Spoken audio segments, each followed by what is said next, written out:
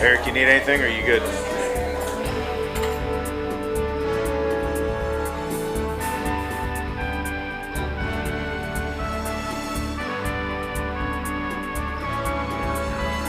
Alrighty, let's go. We're gonna go ahead and get started.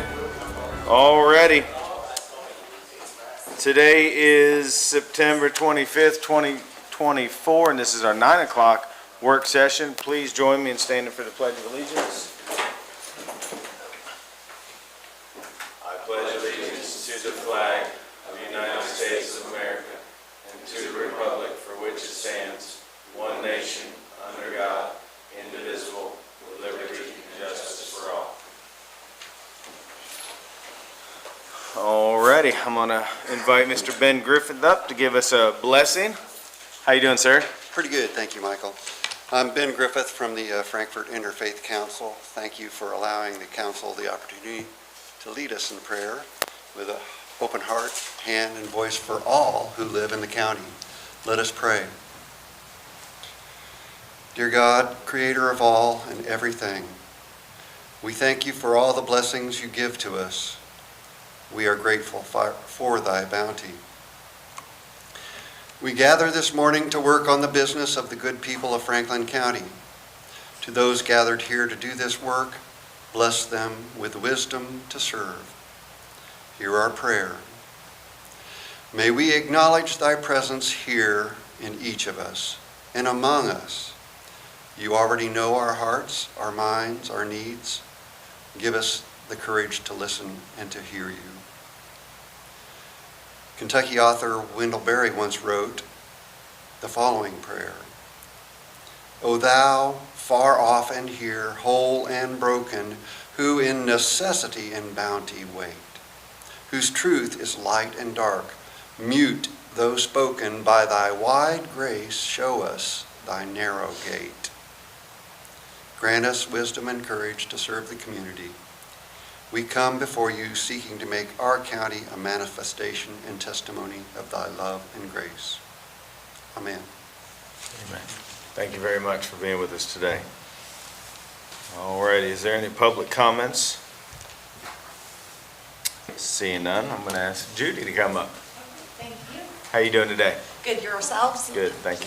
So I'm Judy Mattingly, the Director of the Health Department. I'm probably the last taxing district you're going to hear from this year, so I really appreciate you all and Kim working with me on that schedule. I believe Fiscal Court all has the packet that we put together for our Board of Health, and so you'll just see that what I included in there is the certification assessment that we got at the end of July, the form that we fill out in the workbook that told us that the compensating rate would be 0.068. Last year it was 0.069, so not much difference to our health department. I gave you a copy of the actual tax resolution that we have to turn into the state Kentucky Department for Public Health. Excuse me, and then we're always a little bit confusing because we have two budgets for you. So the first budget you see in blue is our Board of Health budget. So you very much see the tax revenue brought in, as well as our Board of Health has been very savvy with investments. So you see the interest rate that they are earning there that is really keeping us going. And then you see on the last page our actual FCHD budget for the health department itself. I just like for you to see how the Board of Health budget translates to our budget. You see our four funding sources there, which are state funding, federal funding, our local tax dollars, and then our service fees. And you can see out of that our local tax dollars are our largest source of funding. And then I would also point out that our local tax dollars are our only unrestricted funding that we're actually allowed to use for local initiatives identified by our community. Of course, with grant dollars that we also seek out. But one great example of that would be the YES cards, where our 6th through 8th graders have that opportunity for after-school activity that our Board of Health is now helping to support by matching a federal grant. And I would just really quickly throw out a PSA for everyone that flu shots are available, COVID shots are available. You can call us at the health department anytime, and I will take any questions. All righty, what questions does the court have of Judy on our tax rates? I'd also throw out that our building is almost finished. The renovation I was getting ready to ask you how the renovation was going. We are so close to finishing. Electrical inspection early next week, and then waiting for that certificate of occupancy, and then, of course, the whole move-in process. And then that building will be reopened to the community. We are hoping in 2025 for those community groups that are hoping to meet there again, and it'll be a much nicer space for everyone. Well, good. Did the whole process go as well as you hoped it to go? It did, knock on wood. We're still right there at the tail end, but change orders, definitely were less than the contingency that we had planned for. So knock on wood, we think everything's working. We had a little snafu with some of the furniture being too big for the offices, but I think we took care of that yesterday. Good. Squire Sebastian. Thank you, Judge. Thank you for morning. being with us. Good morning, Judy. Can you talk us through, I guess, according to our packet, it was a $1.6 million renovation on the facility. Was it to correct maybe structural or foundation issues or plumbing leaks or anything like that? And I guess if you could just talk us through it a little bit so we understand the nature of the renovation. Oh, definitely. So in the architect's words, it was a gut job. And so there was a lot of electrical work to be done, a lot of plumbing work. Our building was not ADA accessible. It was not up to code. And so it is now with the restrooms, the hallways, the meeting areas. Everything is ADA accessible, including the kitchen even, because we do some cooking demonstrations for diabetes classes. And then some of what we've budgeted there is the finishings on the building for the furniture that I just mentioned, the blinds. We do still need to seal actually, I think we're beyond sealing. I think we need to completely redo the parking lot over there, especially after all the construction, drywall deliveries, lighting, things of that nature. Will there be, I guess, adequate, you mentioned the kitchen for cooking demonstrations. Correct. I know those things go on. Will there be adequate space, or have you all planned for that for any type of community trainings and those sort of things, or is there a Yes, there will space be for a that? plethora of space. So in the renovation, we still have our large conference room that many of you have been in before. And it will seat about 80 and nice comfortable seating now. And then we also have 2 smaller conference rooms that we didn't have before. So if there's a smaller group needing to meet, we have 2 conference rooms that will seat 10 each. And I'm sure we could pull in a couple more chairs if you had 12 or so. And then same with the kitchen. It'll seat about 15 if there's a need for that cooking demonstration or a luncheon, something of that nature. Do you have a projected completion date? I'm trying so hard to get an exact date from the architect. Just even a ballpark, I mean. And we are actually hearing probably about 3 weeks to the certificate of occupancy, but, planning for moving and trying to keep closures limited for the public. And we're really hoping that we can be completely reopened to the public in 2025, in early January. I guess, is this an appropriate place to ask a couple of other questions? I noticed in the document that you've submitted to us, there were some automotive expenses. And do you all lease, and this is just a general question, do you lease or purchase your vehicles? We do lease those, and that was mostly to address maintenance concerns. Prior, we had owned our vehicles, and then they got old, and it was hard to budget for that maintenance, and so now we lease through Enterprise. Okay. Now, the line item in there where it talks about the vehicles, will you all be adding? I mean, is that to maintain the existing fleet, or is that to add vehicles or to anything Some like of that this year, for this FY25 budget, is to replace vehicles in the fleet. The lease is for 5 years, so when that lease is up, and we all know vehicle prices have gone up, our environmentalists very much require 4-wheel drive vehicles for those on-site septic inspections, way out in the county. And so that is to replace 2 of the pickup trucks this year, and then to maintain the lease on our other vehicles. We have 10 in our fleet. Okay. I think that's everything I've noted on my paperwork. Oh, excellent. Let me know if you come up with anything Thank you, else. Squire. No, I will. Yes, thank you. I don't have any questions that I already know the answers to, so I'm going to just comment that when I was there, that building needed renovation. It was a design for other purposes, and you've been talking about doing this for years, and y'all have been able to do that without making a loan, I believe. Is that correct? So I understand the need for that, and I personally think that Franklin County Health Department's the best one in the state of Kentucky. do a great job out there, and it shows.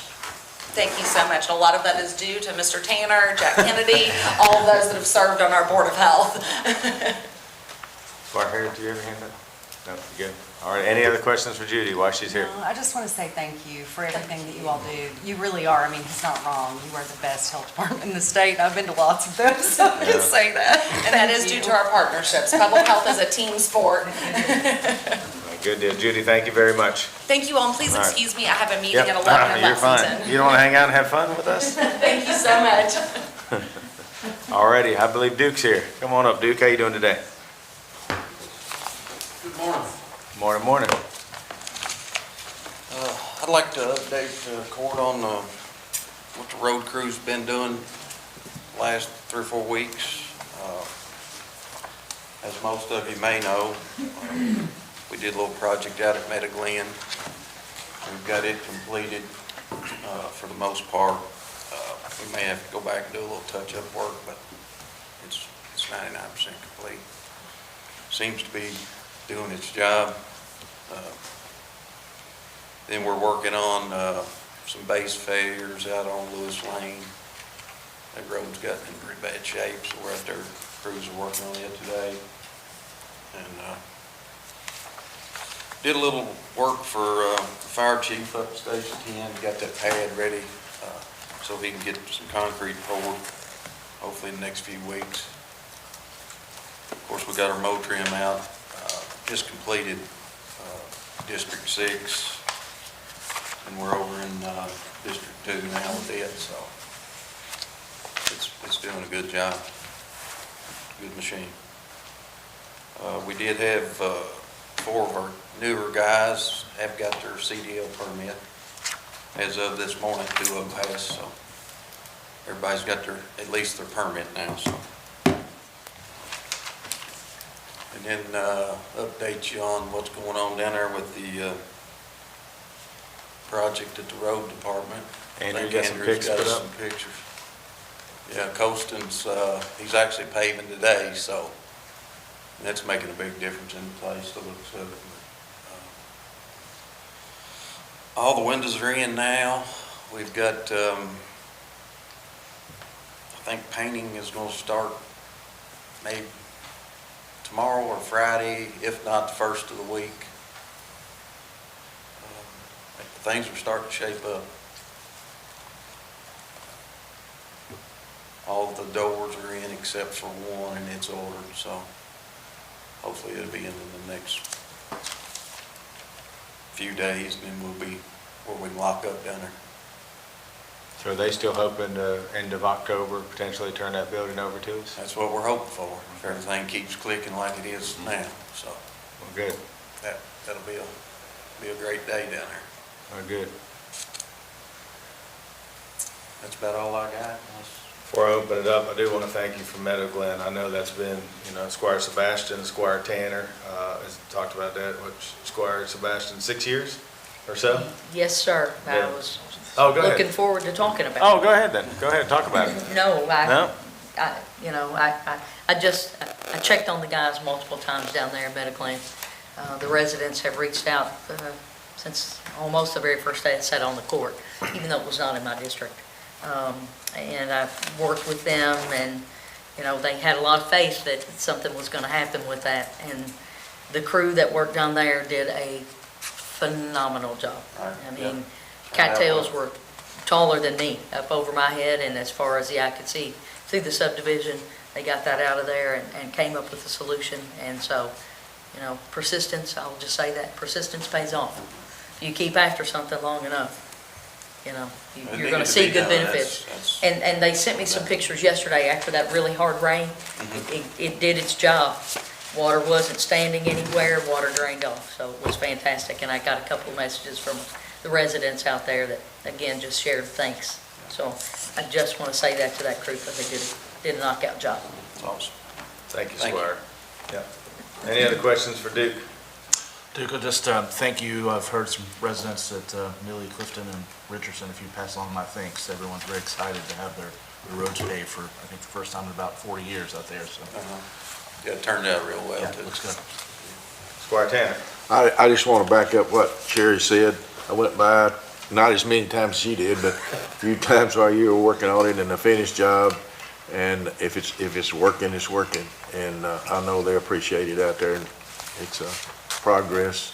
Shows, like she said, if you stay after something long enough, hope it continues to work good. Right.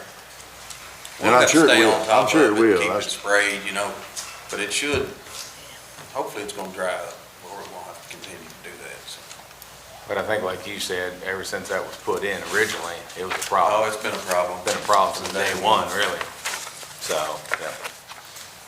Good deal. Well, we appreciate everything you and the road department do for us, Duke. All righty, thank you. All righty, next we're gonna go to the judge's report. So we have two gentlemen in the audience there that, for a first time ever, won both Deputy of the Year and Sheriff of the Year. It's never been done in this state. So I want to congratulate Ron Wyatt, you know, his work at the courthouse, but I think really what put Ron over was all of his accomplishments at the jail when you stepped up for Franklin County and got things back under control at the jail and put systems in place and really got staff up and things headed in the right direction. Can't thank you enough. And for the sheriff, I mean, I think everybody here can say good things about the sheriff also. I mean, he does everything to the best of his ability, and I don't know if I know anybody in this town that doesn't like this guy. So we appreciate. What's that? So I do want to ask you all to come forward. I'd like the court to get a picture with Deputy Ron Wyatt and our Sheriff Chris Quire. And hopefully they brought the things they got in Bowling Green. So yeah, it was a great awards assembly. Deputy Kennedy and I went down to Bowling Green for the night, or a quick trip, and it was about 300 people in the audience, and you could tell there were some guys that weren't happy that Franklin County took it all home, you know, because these are the two biggest awards they gave out all night.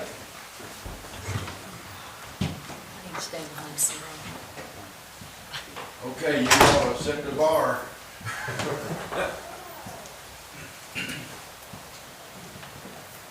I'm sorry, I'm trying to get one. Yeah, if we can try to be in between the two things. All right, here we go. 1, 2, 3. We're going to do one or two more, okay? So hang with me. 1, 2, and 3, and one last time. 1, 2, and 3. Yeah. Perfect.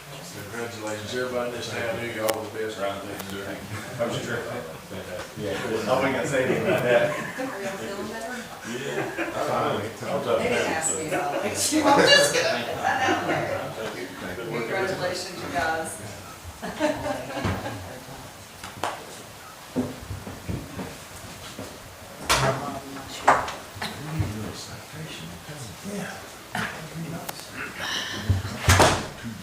So, Go ahead, Squire. you know, we also have a picture of Deputy Terrell, so. Yep. And even though that's been recognized, it would be a great thing just to comment on that, so please go ahead. Why don't you go ahead and comment on Deputy Terrell's?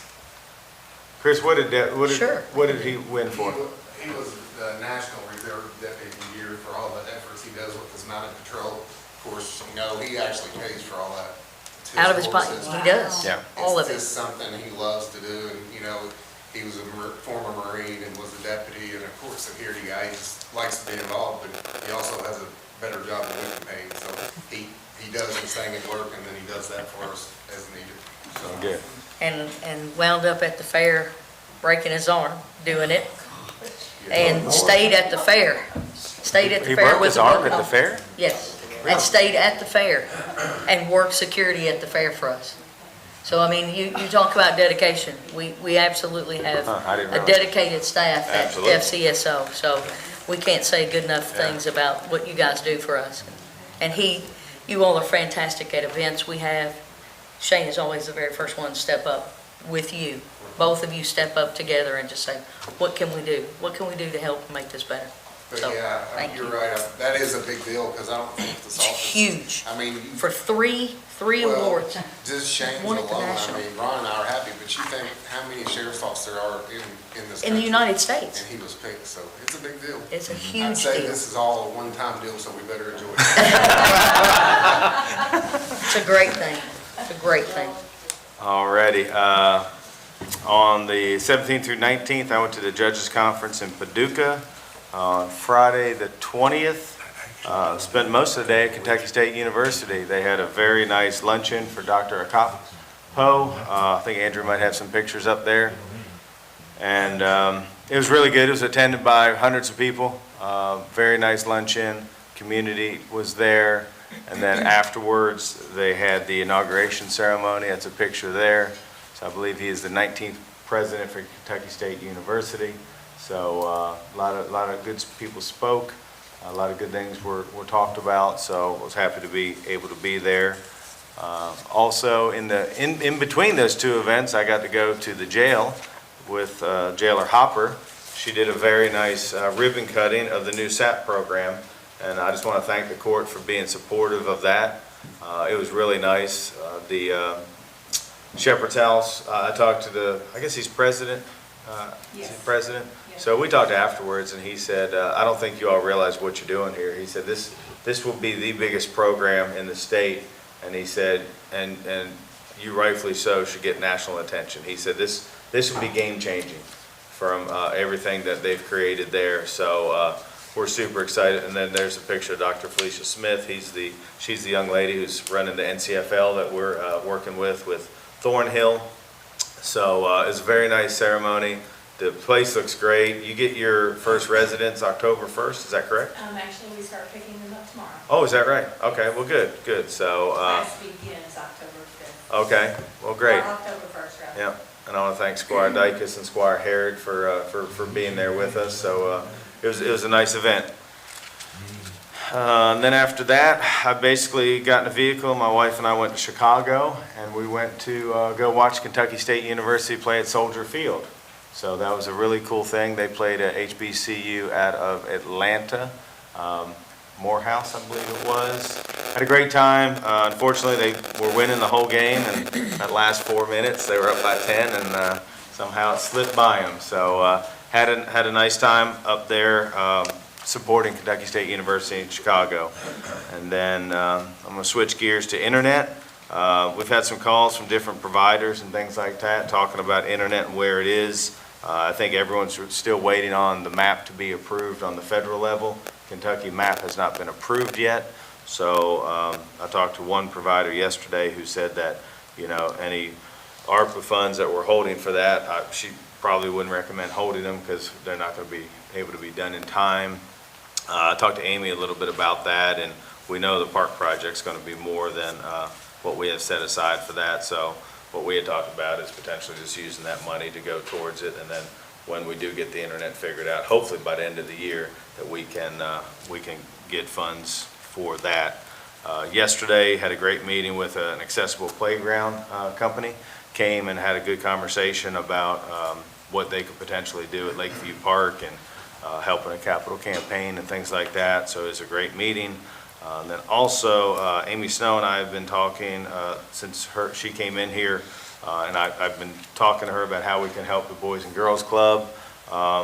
She's shown a lot of interest in our East Main building, so we kind of left it of we'll keep talking, but she's very interested in potentially using that building for the club. So we're going to keep the conversations going. Squire Sebastian had her hand up. I do. Thank you, Yeah. Judge. When you say the Kentucky map hasn't been approved, what does that mean? What does that tell this court? So the map on a federal level, the way it's been explained to me is there's a map, and if you all remember, we looked at it, it was like red and yellow, what's served, what's not served, and things like that. So all the ads put that together, and then that goes to Washington to basically be approved, and that dictates how much money we get towards a project. If there are roads that are underserved or not served at all and things like that, so that all has to all be approved. So that's where it is. So are you saying, do I intuit from that money comes directly to Franklin County? No, it's for the state, but It's how much the providers will get towards the project, is how it's talked about. If you remember about Okay, so 6, the 8 money months goes to ago. a provider, but then, as I understood it from the last round, we were supposed to have, or a 25% match. It was 75%, 25%. And so But the companies don't know how much they're gonna get yet, so they haven't come forward to say how much the deal is. We've only had one person come to us and say how much that the 25% would be. So, well, and I don't know if this is the most appropriate time Yeah. maybe to discuss it, so I'll just hold it to Yeah. new business. Okay, that's fine. Go ahead, Squire. I want to make sure that people understand, so I met with the judge not too long ago about Boys and Girls Club, and it's going to be a really expensive endeavor for them to pull this off, but it's something this community really, really needs.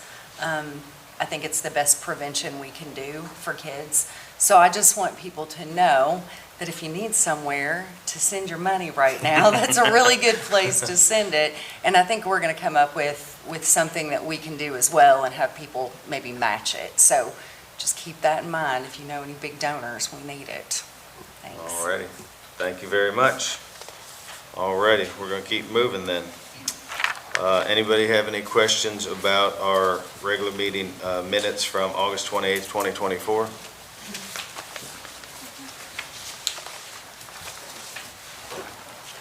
Okay, seeing none, we'll head to the next one. Approval of minutes from the public hearing of August 28th, 2024.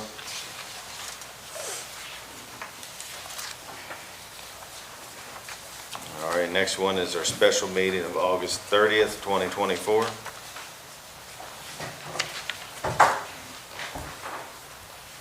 Next one is our minutes from our special meeting of September 11th, 2024. Judge, I communicated with the clerk on Okay. a couple of things, Okay. and so that's already been addressed, and Okay. probably copies may Sure. be sitting around for everyone. Okay, thank you very much, Squire. She did a knockout job. Okay, thank you. And then, special meeting of September 17th, 2024. All righty, seeing none, we're gonna keep moving, and I believe Judy has already talked to us about the Franklin County Health Department this year, so. Can I ask one question? Probably from the county attorney, Okay. or you, or whoever might know. Is that building a county building now, or is it a state building?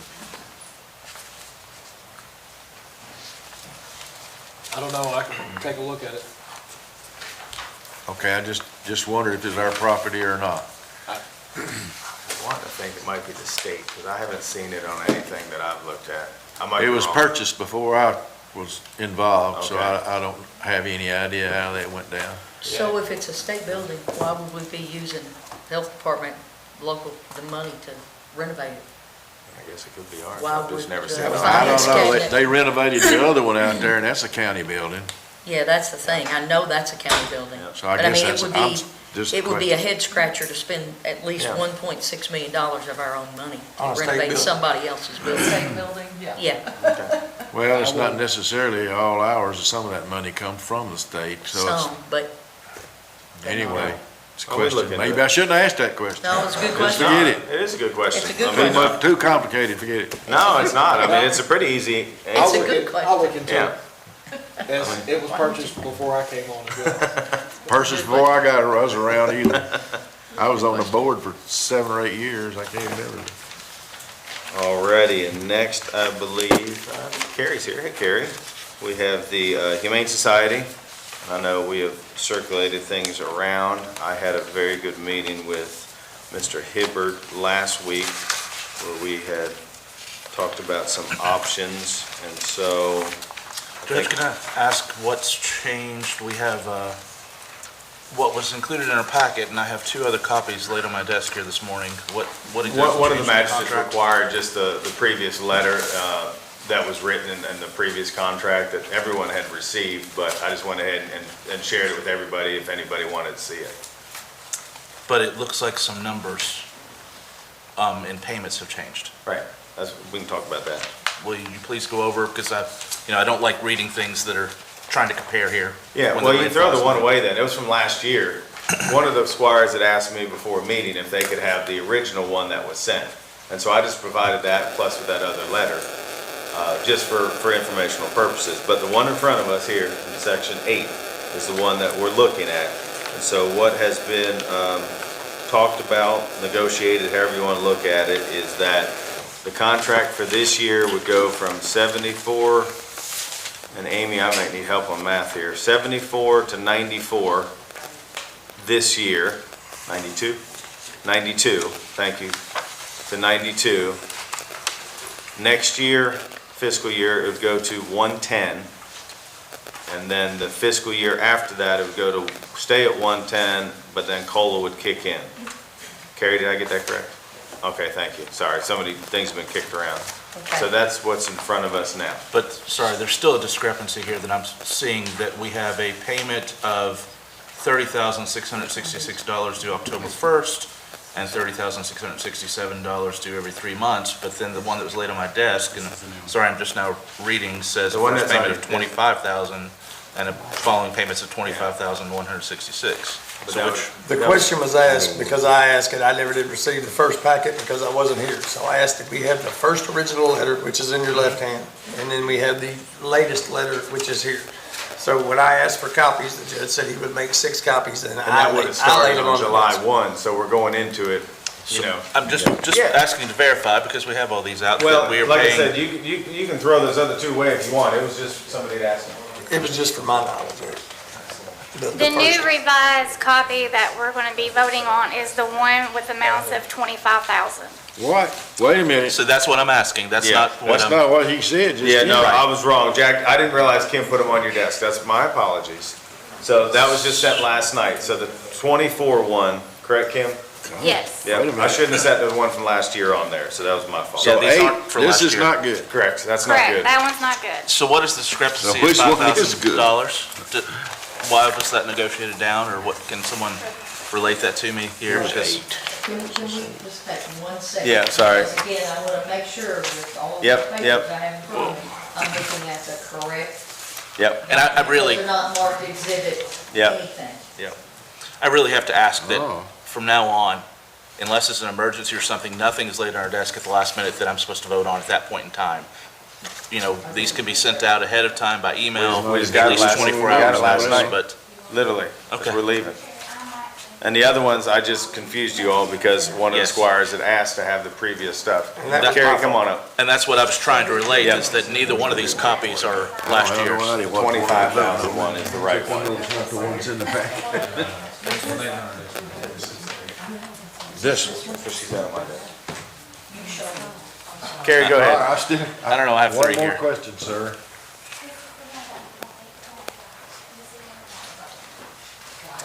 These are, we didn't get the old contract, I don't think. I think we got 2 copies of, or at least I did, One 2 of copies of the of new. them. Carrie, go ahead. Yeah, I don't I have think that I at all. can, my name's Carrie Lowry, I'm the Executive Director of Franklin County Humane Society. I think I can address the confusion about the letters. So the amount that was previously submitted was incorrect on our part. It was bad math on our part, which we realized yesterday. And so I resubmitted the contract with the correct figures. The math is that the contract fee is $92,000 for the year. The county has already paid $18,500, which leaves the county with a balance of $73,500 for the next 3 payments. So divided by 3, that's where the $24,500 number comes from. And so that's the You said 24,000? $24,500. That's it, is that it? So I think the confusion is we didn't get the new. Yeah, I think that's exactly where we This are. don't say I think Jack just went for it. This says 27. I apologize. None of the figures you're referencing are Throw 'em all away. anything we have. That's the one that. Sorry about that. That's okay. I'm just trying to make sure, because we have multiple things, that we're all looking at what we need to be looking at. What's your This is no good. Alluding to is, That's no it's good. less than what we have in front of us. It is less than Sounds what like you It's have in less than what we front have of in us. front of Sounds us. like, But What is it's, your number again, Carrie? it's Sorry. less because the math, we made a math mistake, not because there were any issues with the agreement. Right. So the math is that the annual contract fee is $92,000 retroactive to July 1st, 2024. The county has already paid the first quarter payment of $18,500 that was based on the previous contract. That leaves a balance on the contract of $92,000 of $73,500 divided by 3 should come out to $24,500. We just didn't get that. We didn't get We it. don't Jack, have Jack that. went to go print it And off. so the math was our mistake, which we caught last night, and I resubmitted that to Jack last night, Okay, so. yeah, that's So what we didn't don't get the actually text. have that.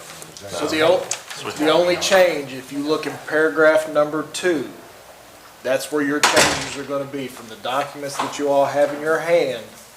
Is document that those numbers there where you see I think one version had 30,000, one had 25. It's actually in paragraph 1, but yeah. What paragraph, numerical paragraph 1, I apologize. that's the only, Fourth one down, first page, numerical paragraph 1 is the only place that the changes are gonna be. And what's the actual number then? It's 20? 24,500 even? even. Yeah. Number 2's wrong too. So No, who that's drafted it? July first. Yeah, when- Did you draft it, Max? Going forward. What's that? Did you draft this No, I contract? did not. So it was drafted and sent to us? Okay.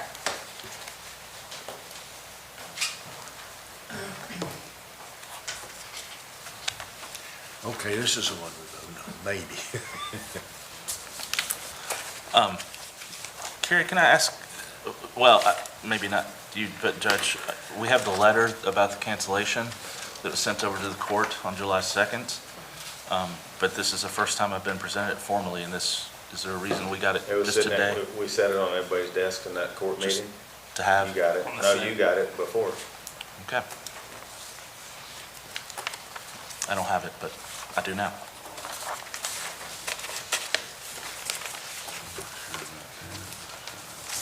All right, so the only change is from the most recent copy we have of $25,166.67 to $24,500, and everything else in the contract stays the same. Is that correct? That is correct. And Max, did you look over this contract? I have.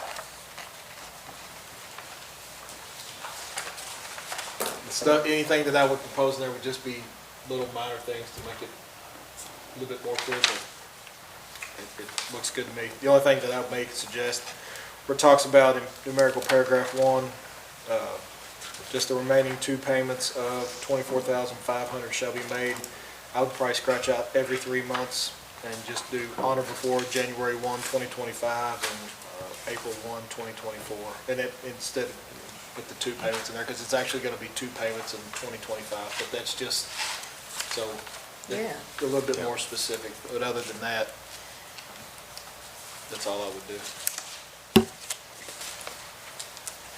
I think it's clear either way. More than it's clear either way. Okay, what questions do we have about this agenda item? Comments, anything? I apologize for asking for the old material. I just wanted to see what it looked like. Totally my fault. So if anybody wants to throw a rock, it's at me. No, You it's got all one good. more mistake, buddy. It won't be my last, I promise. Carrie, you alluded to your last presentation, a couple of changes that you would like to see in the contract. Did you all get to add some things? If I remember specifically around animal control officer intake and I think the fees per day, so I think both of them are addressed, but Everything that we brought to the attention of the court has been addressed in this document, yes. and the city approved their contract Monday night, I believe? Monday night, Did they make any changes? they did not, Okay. All right. no.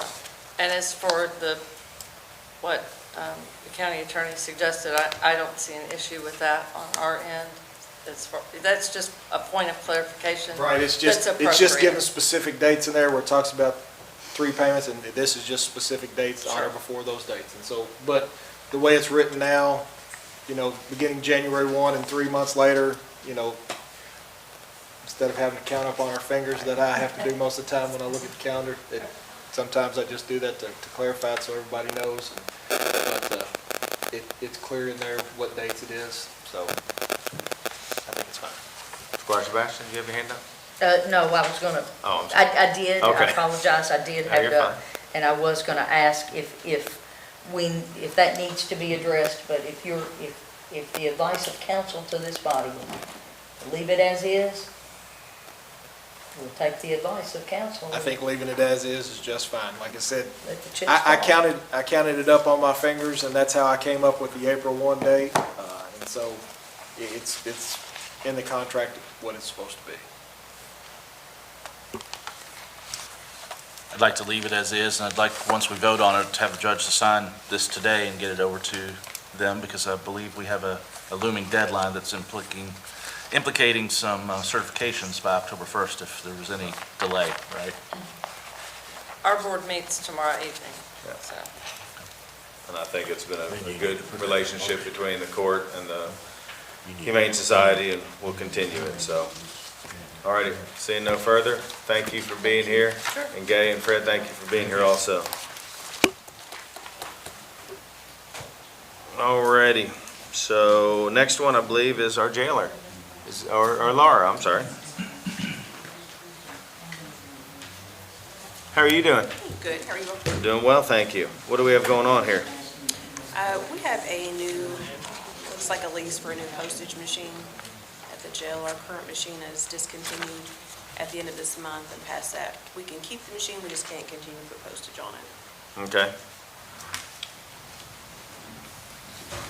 So, and this is something that's in your budget? Yes. Okay.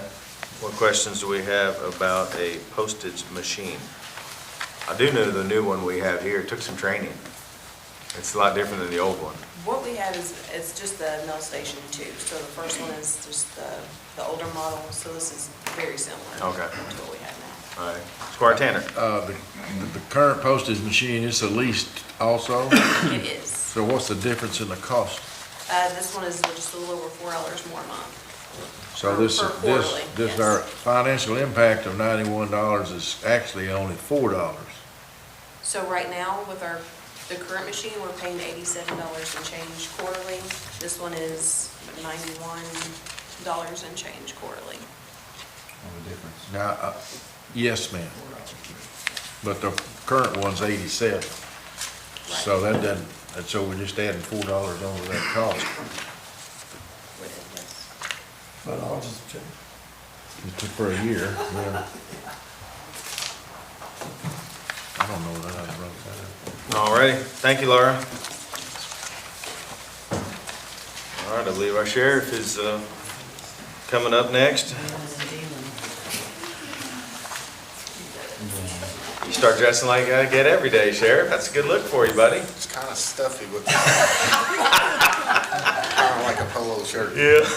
I think, what we got first on here? Versus the surplus. Oh, believe me, Chief and Michelle's probably tired of hearing about these serial numbers, but it was frustrating because we actually put current stuff that we wanted to keep on an old surplus list. I think what happened, we had too many different people pulling numbers, so we've got that fixed to where it won't happen again, and we just felt the need to give you the correct number so we can keep what we need to keep. Okay. So that's all it was, we just put the wrong numbers on for whatever reason. All righty. Any questions on the sheriff on this item? Squire Tanner?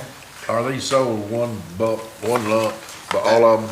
That is gonna be because it's a bunch of junk just laying in the floor, it's worth nothing. And I found out we actually took the hard drives out and got rid of them, so they're, I don't know what anybody's gonna do with them, but hopefully somebody. Probably not bid on them. Well, somebody needs to bid on them so we can get rid of them. But I think Kim's working on getting those on good deals. They'll scrap to pull the metals off.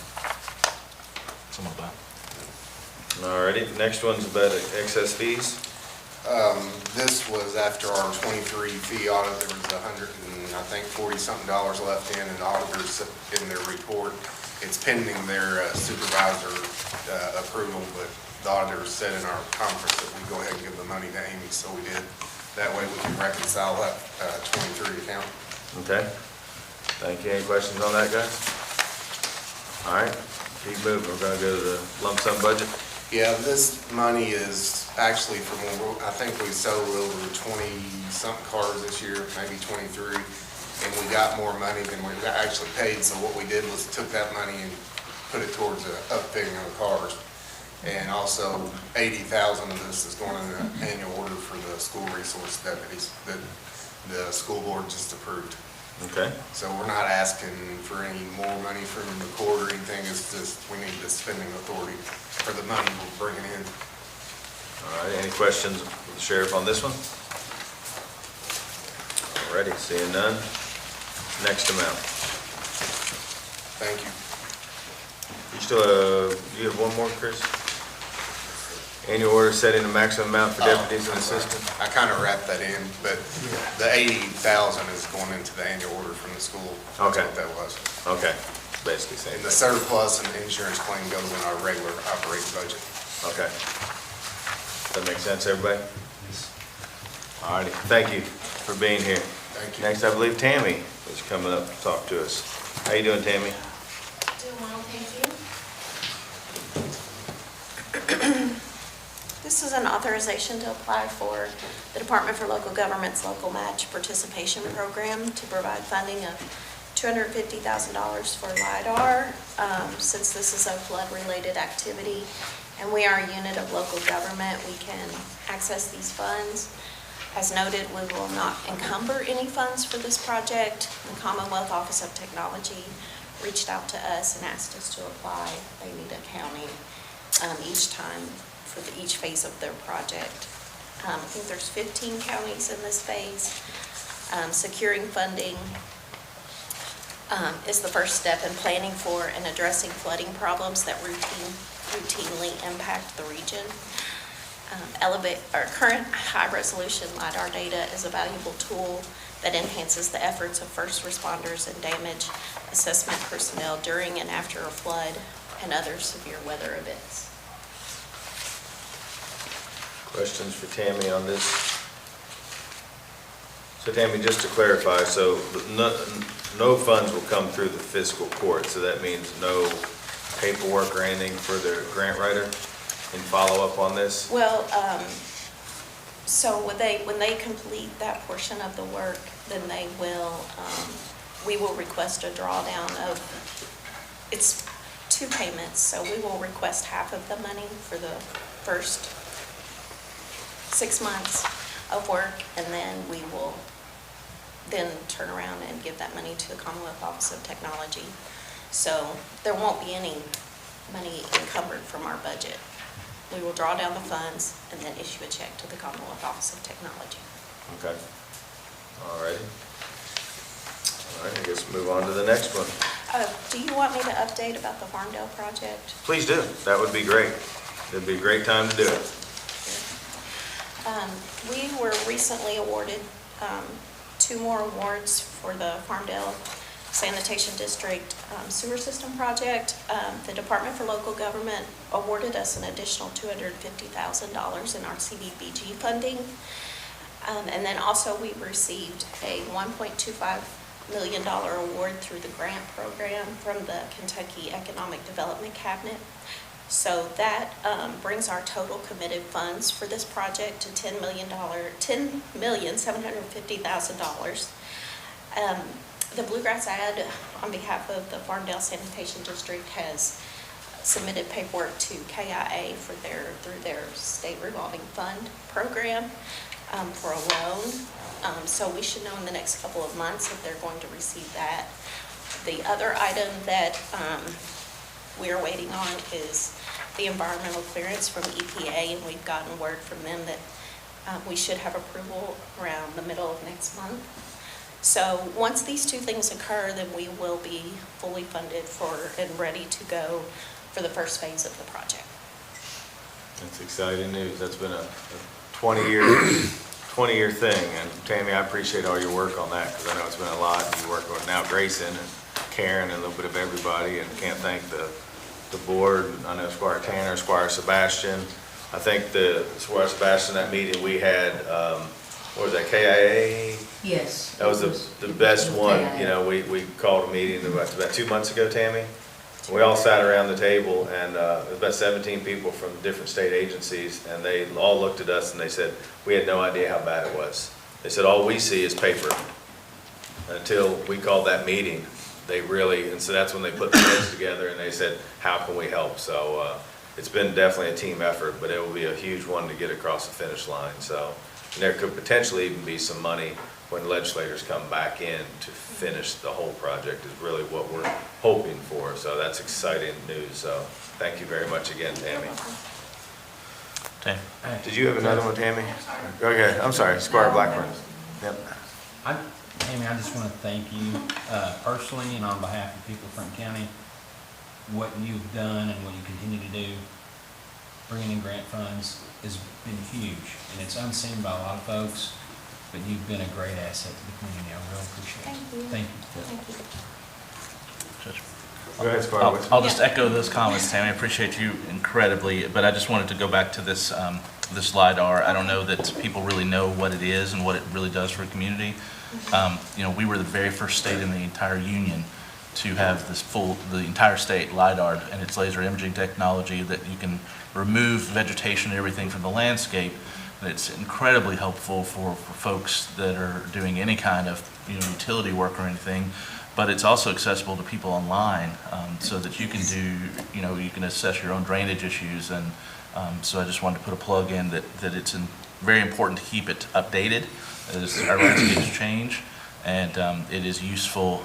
I honestly use it every single week for something in my field even. So it's translates all over the place. So I'm excited that we're going to be continuing to update this, because it's already been a bit lagged behind across the state. Even though we were the first, it's now outdated.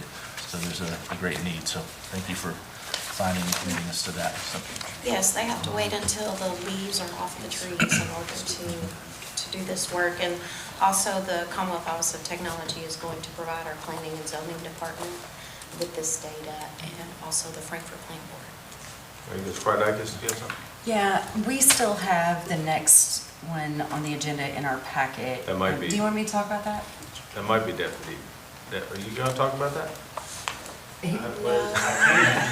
I'm gonna, if it's okay, I'm gonna talk about it. I don't know what you're talking about. There's a reason for that. So, first of all, I want to say thank you for everything you've done for Franklin County. You're fantastic.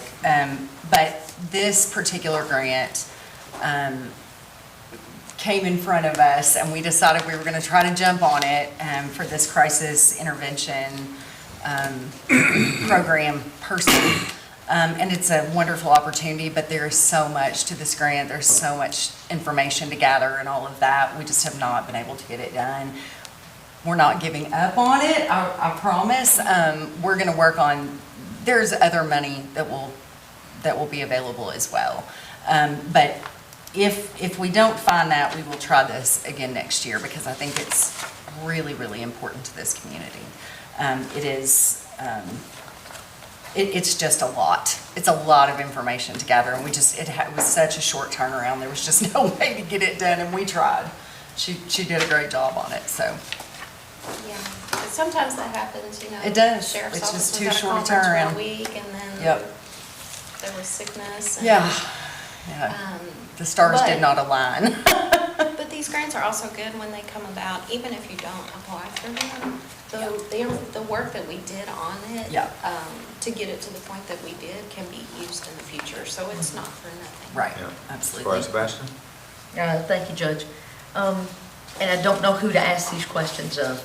So would this fund an additional, and this is just, I guess, in the air, because it sounds like there must multiple people. I just want to make sure I understand what it's going to do, because it sounds like it potentially could do a lot. Yes. So will it be an additional position at the sheriff's office? And it will be there, or will it be Right, but elsewhere? we're not applying for it right now. Okay. We're not applying, but yes, if we decide to apply in the future, yes, it will be in the sheriff's office. Okay. All right, so would they have to be, and I don't know the appropriate terminology, maybe licensed or credentialed in crisis intervention? I guess, I don't know if they're, you know, will they be a licensed credentialed crisis intervention staff person? Or more on the law enforcement side with that type of background? That's a really Because I'm good just trying to question. make sure I understand the background that will be needed to do this work. What we decided, and what the three of us talked a lot about, was what is really needed, right? And so we know that police officers are trained to do a particular thing. They are not trained to be social workers, right? Right. So now that we have no domestic violence program and no women's shelter, and we're losing all of those things, it is vital that we fill in the gaps here and be able to provide services. So our idea was to have a social work, licensed or not, as long as they have what I think we decided 3 years in something similar, would be able to go out. So say a deputy got a call and it's a domestic violence call, right? And there's kids in the home and there's a woman that's scared and, you know, whatever, but there are no services available immediately. So this person would go out and meet with them. They would call CPS if that's what has to happen, but they would also help with referrals for services. They would work very closely with the new position that we have here at the county that we just filled with Ashley King. So what we kind of decided is this position that's in front of you would be on the front end. Ashley King is really more on the back end. So we know that we have a continuum of care. So when there's someone, you know, if there's a family and the non-offending parent can get the services that they need. So would they go out would they respond with the FCSO? So Yes. they would be available at whatever time to go out and respond with them? Yes, and we have to flesh that out a little bit, and that's part of the issue of it, this just really fast turnaround. We had some ideas that I think would work, but we haven't really fleshed it out. So yes, they would go out anytime there is a call for like a domestic violence call or a teenager that's out of control or somebody OD'd. That's what they would do. Does that make sense? I think when we get it, it'll be awesome, and we really, really need it. We need this position badly. The turnaround time was just too fast on this one, unfortunately. And I think the term is second responder. Right. Yeah. And maybe not necessarily at the exact time of a call, but. Right, but very soon. If they're not on duty at that moment, at the very least, the next morning, they know and they can follow up, because that's, you know, when people are in crisis, they need something quickly. They don't need to wait for somebody to show up a month from now. I have one question for anybody that knows the answer. Has this ever been applied for before? In Franklin County? Yes. Not that I'm aware of, no. I think this is new funding. Yeah. I think this is a new grant. There's a lot of Really? new funding for this. Seems to me this like kind I've heard of the position right now. Bryan deal before Well, somewhere. there's an Edward Byrne, we usually get JAG funding that has the same name. So I think there was a police officer by that name, and they've named a lot of grants. So there is another A Byrne. program with the same name? Yes. Okay, so It's then that's where I heard it. Yeah. All right, thank Do you. you have anything to add? Do you have anything? No, I guess the only thing that I would say is that I will reiterate what Kelly and Tammy had to say. This position would be very important to the sheriff's office. We spend a lot of our time when we go on the calls, we spend a lot of our time doing things that are not law enforcement related. I mean, like hours upon hours sometimes. So if we have this position, that position can take care of the providing resources and making sure that there's services for that family, whether it be mom, dad, kids, whoever, while we go out and do the other law enforcement duties that we're typically doing. Okay, Squire Smash, I see. So, just for clarity. Yeah. So what we have before us is an authorization to apply to be part of the program, right? Right. It's not for positions, it's not Right. for anything like that, it's just an authorization. But we're not applying at this time. They're gonna pull But it. we're That's not, the so point. We're do we not. need to go We're ahead gonna when pull we it. get to the voting session? Yeah. And then make a motion to just rescind this item, Yes. or what do we need to, how does it need to be worded? Because it's not tabling it. Correct. Well, no, Pass it's not over. tabling. No. It's not, we're not tabling it. Just remove it. We'll just remove it. Okay, all right, thank you. I just want to, just trying to be sure I Yeah, no, understand. no, no, what yeah, we're doing. I just was asking the same question. Corey Wisman. Tammy, or maybe Kelly, can you speak to what kind of funding levels that this was potentially going to give us? Yeah.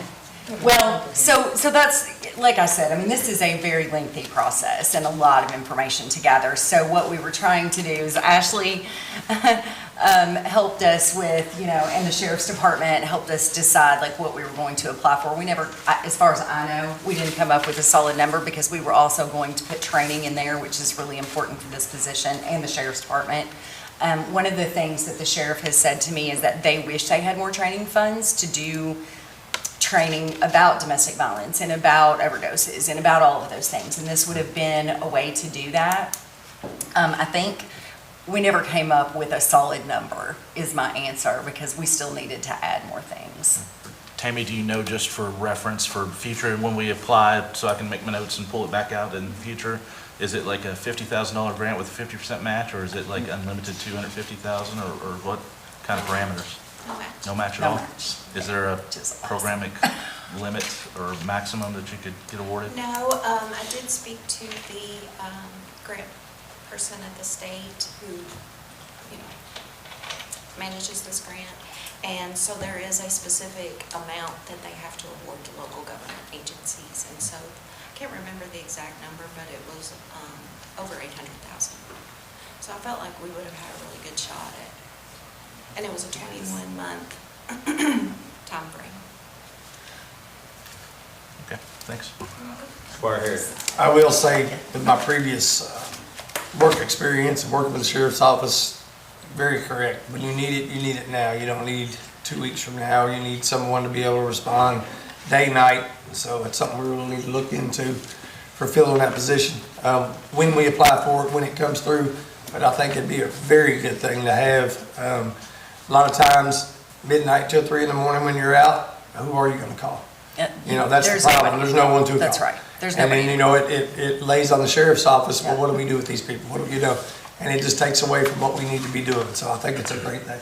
Absolutely, and, I think that there are other ways to get this done too, and I think we need to think about those ways, but I personally am just like brokenhearted that we weren't able to pull this off, because it was just too fast, because I think it is, this position would also work with the situation table, and if you know anything about the situation table, it is absolutely awesome.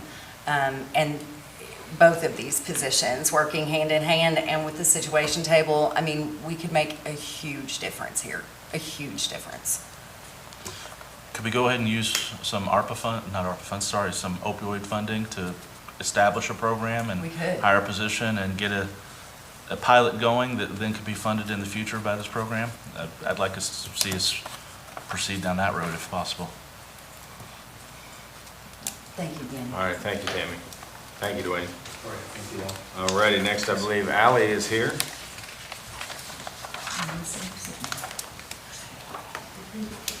How are you doing today? Doing well, thank you. Good. I'm requesting authorization to apply for an EEL core education, environmental education advocate through AmeriCorps. They reached out to me. They're needing some more host sites for placement. The contribution we have to give for a part-time AmeriCorps member is $4,500. And that's not in-kind time or anything, so we're not sure if we have excess in the budget right now. So if not, it would come out of reserves, but our goal is for this person to be in the classroom at least once a week, do tabling events 3 to 4 times a month. And I have a whole objectives outlined for what they would be doing, but they would also really help with the school-wide recycling drive for all Franklin County, Frankfort Independent Schools in February of next year, so helping implement that. Guardakis? As a former AmeriCorps member and a former AmeriCorps director, I'm just going to say that if you find the right person, this can be this just could be absolutely fabulous in this county. It really could. Those folks they serve, I shouldn't say work, they serve for very little money, but it's because they're really excited about doing something in the community and making a difference. And so I think this is awesome. Thank you. Squire Sebastian. Thank you, Judge. And I will echo that. I was on the state level AmeriCorps board when it was first established. I was appointed to that board. And this is a tremendous service. And I also want to say in the last administration, we had an AmeriCorps member here, staffed and housed here, and actually did a phenomenal job. Absolutely, She did, and she's still out there. She is. And that just shows that this small seed can do so much, not only for the community that you serve, but for you personally. So it's phenomenal. So, but I do have a question. I noticed in the abstract it talked about members serve for a year, a portion of a year in a location. So is this going to be part-time for the full year or part-time for a portion of the year? Because it's 20 hour, it appeared from me reading, all that it was going to be 20 hours, maybe a week, but I didn't get a sense of it, if it was for a full year or if it was a portion of a year or... So maybe you could help us a little bit with that so we could just kind of understand. And like you indicated in this document, that they would be in the school so many days, potentially a week, and doing some other things. So where will they have a seat here somewhere where, people can come meet with them or talk to them or? Yeah, right now. Maybe you can help us a little bit with that. Okay, right now the plan is they would have a desk in my office. Okay. That's what we're looking at right now. These part-time members start in December, and then the service term ends, to my understanding, August 31st. Okay. So it's a big portion of the year, and then it's part of the week during that time. So it ends up being, I believe, 900 hours total of service. So they'd be starting, and they could help really take off that launch of the recycling drive. And then it would be nice to be able to utilize their support during Earth Month and all those tabling events in the spring.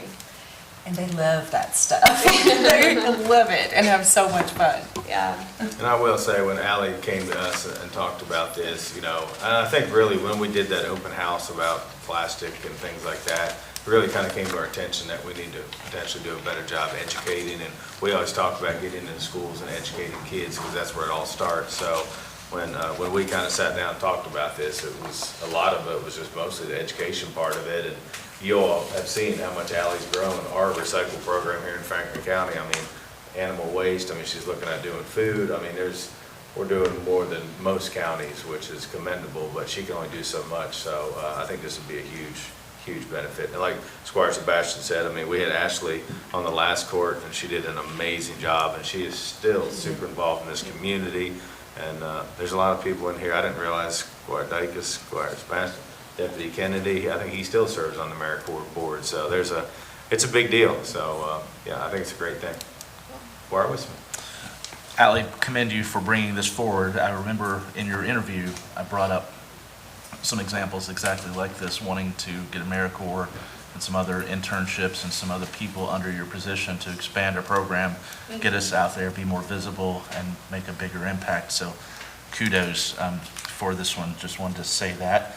And then in real time, just, local government, I have a message that Bald Knob Road, 421 South, has not been picked up yet. Would you mind to make a call? Those folks just messaged me, so. Okay. Fun They said it was supposed to get picked up this morning, so. Yeah. Oh, man.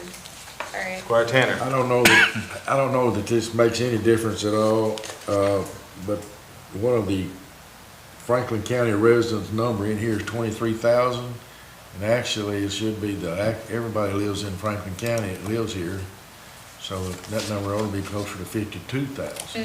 Yeah, I guess I just was thinking of exclusively county Pardon? limits. I was just thinking of who's exclusively in the county. Well, I don't know that it matters, but Franklin County resident, that's not the correct number, because everybody lives in the county.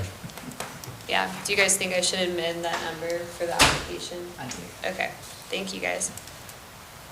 I don't know exactly what number it is, somewhere around 52,000. Nearly 52.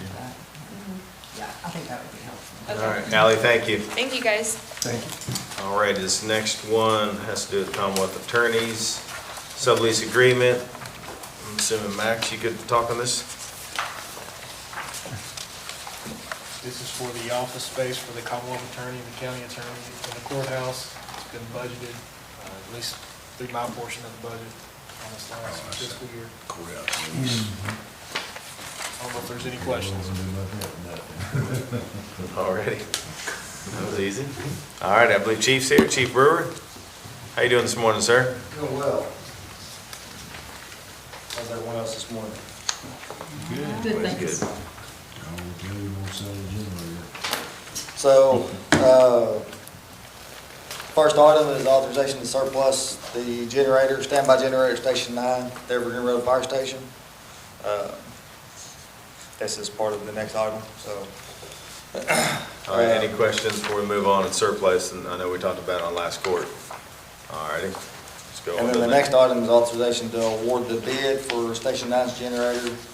I did talk to the bidder. I didn't want to speak on their behalf last time, but there's really only one part. It's kind of the control board for it. They said they're fine with us just taking it out, keeping it.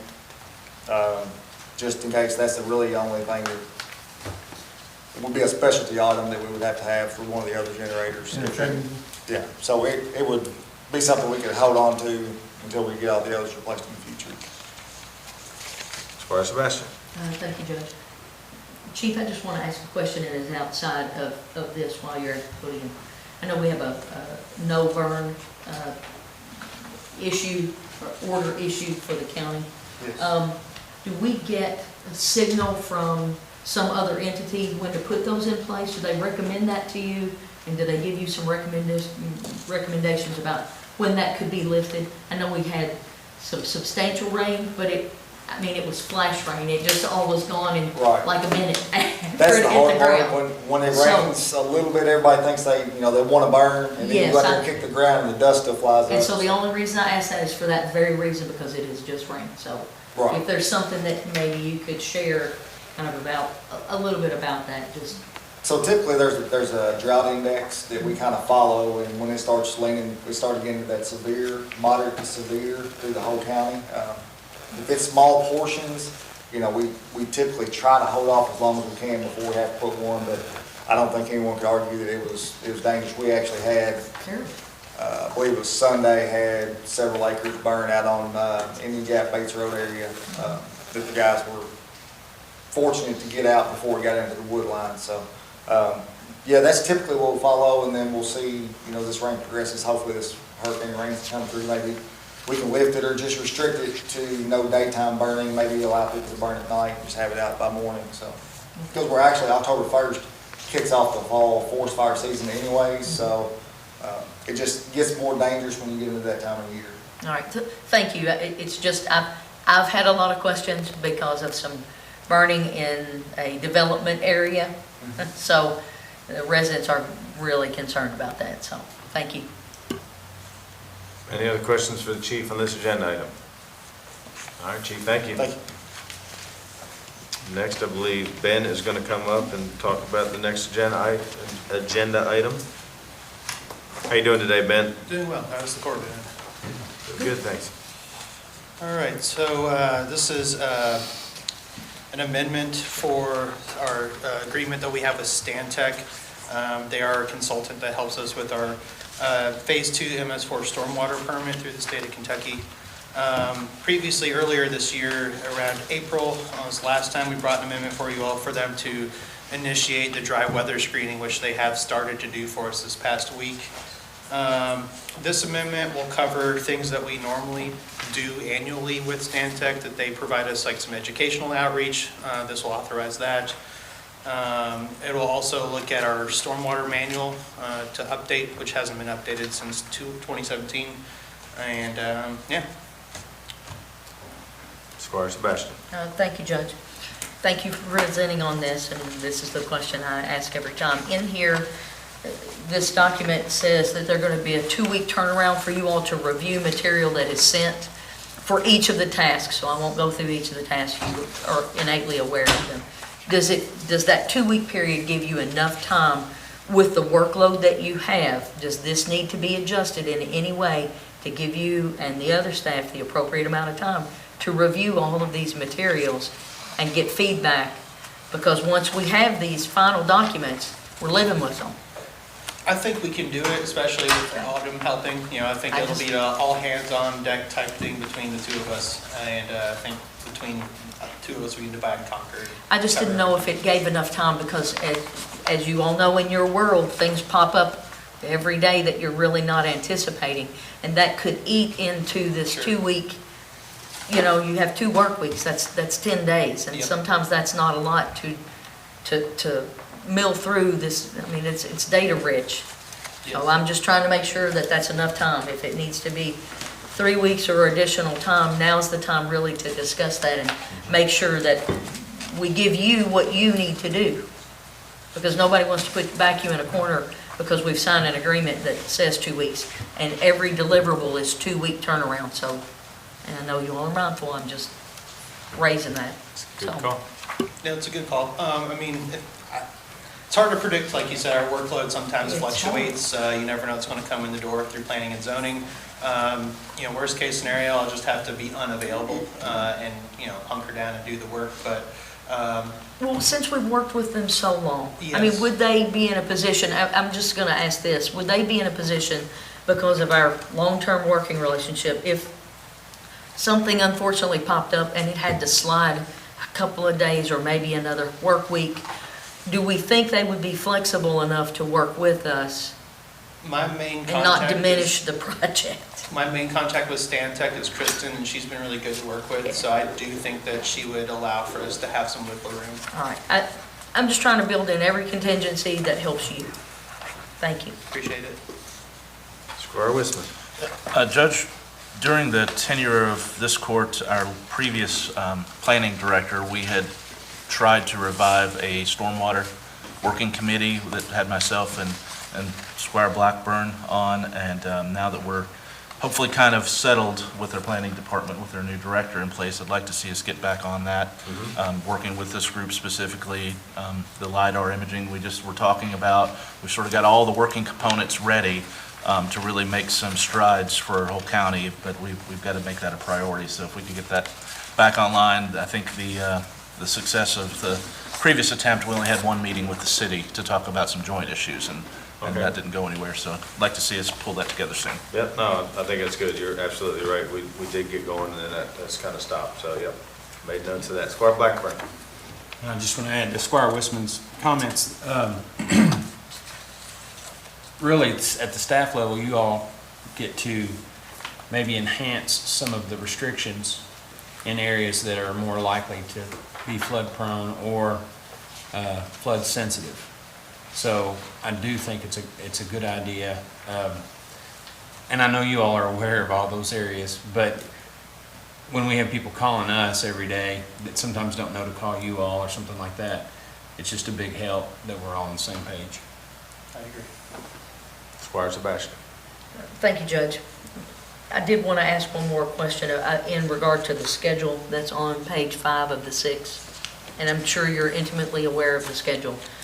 And it gets back to the same question as kind of why I lumped them all together about the timing. There's kind of a block of 3 months here and another block that extends certain things. Are these blocks of time for this schedule, are they adequate to do all of the things in each deliverable task, because it's broken down into 6 tasks? So do they give enough time? So we are using Stantec's help for a lot of this. Yep. So I do think that their assistance, like for example, the dry weather screening. Yeah, that's a city item, right? It's joint, Is city it? county. Because it specified in here that was like city only.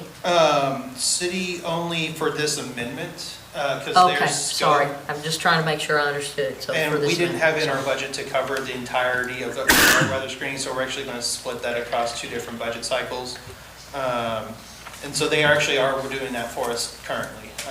And the annual report, Stantec compiles that. We provide them some information. We do a lot of gathering of the information, but then they compile that annual report that gets submitted to the state annually.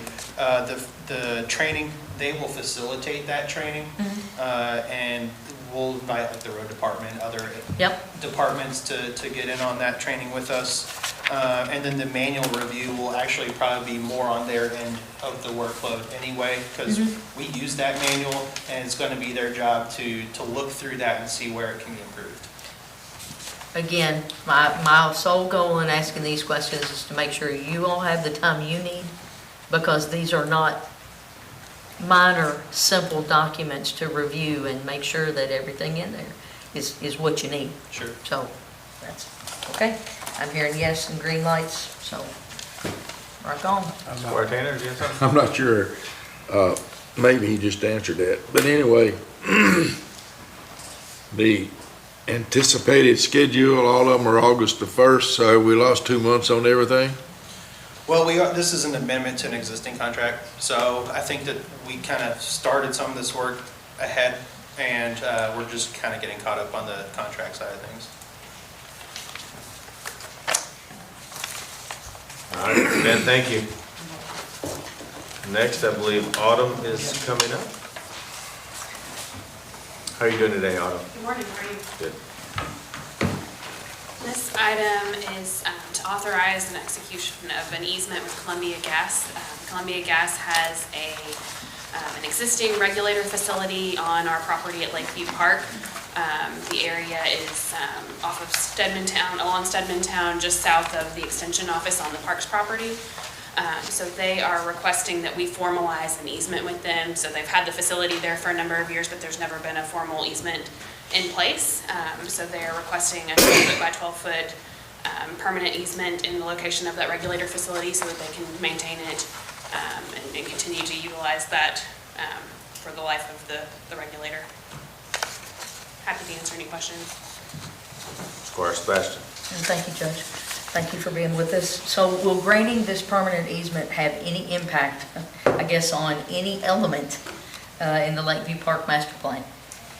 I mean, Yeah, no. to me, that's the overarching Yeah. thing, in any way. Right, I would need to review the Lakeview plan, but I don't see it having any impact. It's an existing facility. It is, but we've never had a formal permanent Right, easement. right. So that changes the playing field just a little Sure. bit. So I'm just, the only reason I'm asking the question. That's a great question, Squire, and I was thinking the same thing. So, on this exhibit here, how close to Stedmantown Lane is it? I mean, Yeah, it's quite close. I was gonna, there was an Yeah, aerial that's photo what I that I expected to be included in your packet, but was not. I've got a few copies of it that I can distribute if I can approach. I think it's within 50 feet. Yeah, it's close. Okay. It's It's within 50 feet, and really it's close. right at the corner where, like lot one of the kind of Lakeview Office Park area. Business Park. It's almost behind the extension office then. Yeah, it's right in the corner. Yeah. Squire Sebastian, I would say, to my knowledge, and all the master plan things, I don't think that would have any issues way out there. I don't either, but. Yeah, no, it's a great question, but this definitely helps. I thought that's where it was, but yeah. Okay. Any other questions for Autumn on this? And there is someone from Columbia here today if you have any questions for Taylor. Well, we gotta ask him a question. He sat through the whole meeting. Is this something you all are doing, just kind of clean some things up where you notice you don't have easements? Yeah, this just kind of came to my attention a year or so ago, and we had a building, there's a pipeline easement there. They just asked me to go find the exclusive regulator station easement, and it didn't exist. So trying to get that fixed. Fair enough. Any questions for Columbia Gas while we have them sitting here? Good job. Is $1 consideration a going rate? Let's just ask. Yeah. I will note that I went through the easement last night, and I updated some dates and some information on there that, so I have a couple copies of a better version of it if you anyone would like that. And I can email it. Yeah, as long as Autumn has it, I think that'd be fine. Go ahead and give a copy to our clerk, if you will, if there's a change to what we're reviewing. If it's not significant, we prefer not to approve it that way. But Thank you for being here, and Autumn, thank you. Alrighty, next we have Tina. How's Tina doing today? So before you start, I'm gonna want you to tell us a little bit about the training you went away at. I don't know if everybody's aware of the whole scholarship and everything, so I want you to take a second to let everybody know. So I had the privileged to go to the Emergency Management Institute in Emmitsburg, Maryland, for 4-day NFIP training. I did pass the exam and received a certification in managing floodplain development through the NFIP. So, Outstanding. Congratulations. And to let you know, Tina said it was a very hard test. Not everybody passed the test, and she had to tell us she got 100%. You gotta brag a little bit, you know? Take the opportunity. So, alrighty, what do you have in front of us today? yeah, so I have the first reading and approval of an ordinance amending the table of special ordinances, Section 1, zoning map changes of the Franklin County Code of Ordinances for a 0.34 acre tract located at 1501 through 1507 Twilight Trail from industrial commercial IC to rural limited commercial CL district. The property is described in deed book 588, page 138, in the office of the Franklin County Clerk, and further identified as PVA map number 0, that does not look right on the agenda, so let me go here. Yes.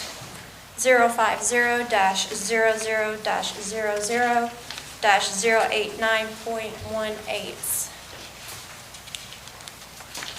Okay. So, trying to think, is Squire Sebastian, is this your district? It is. Okay.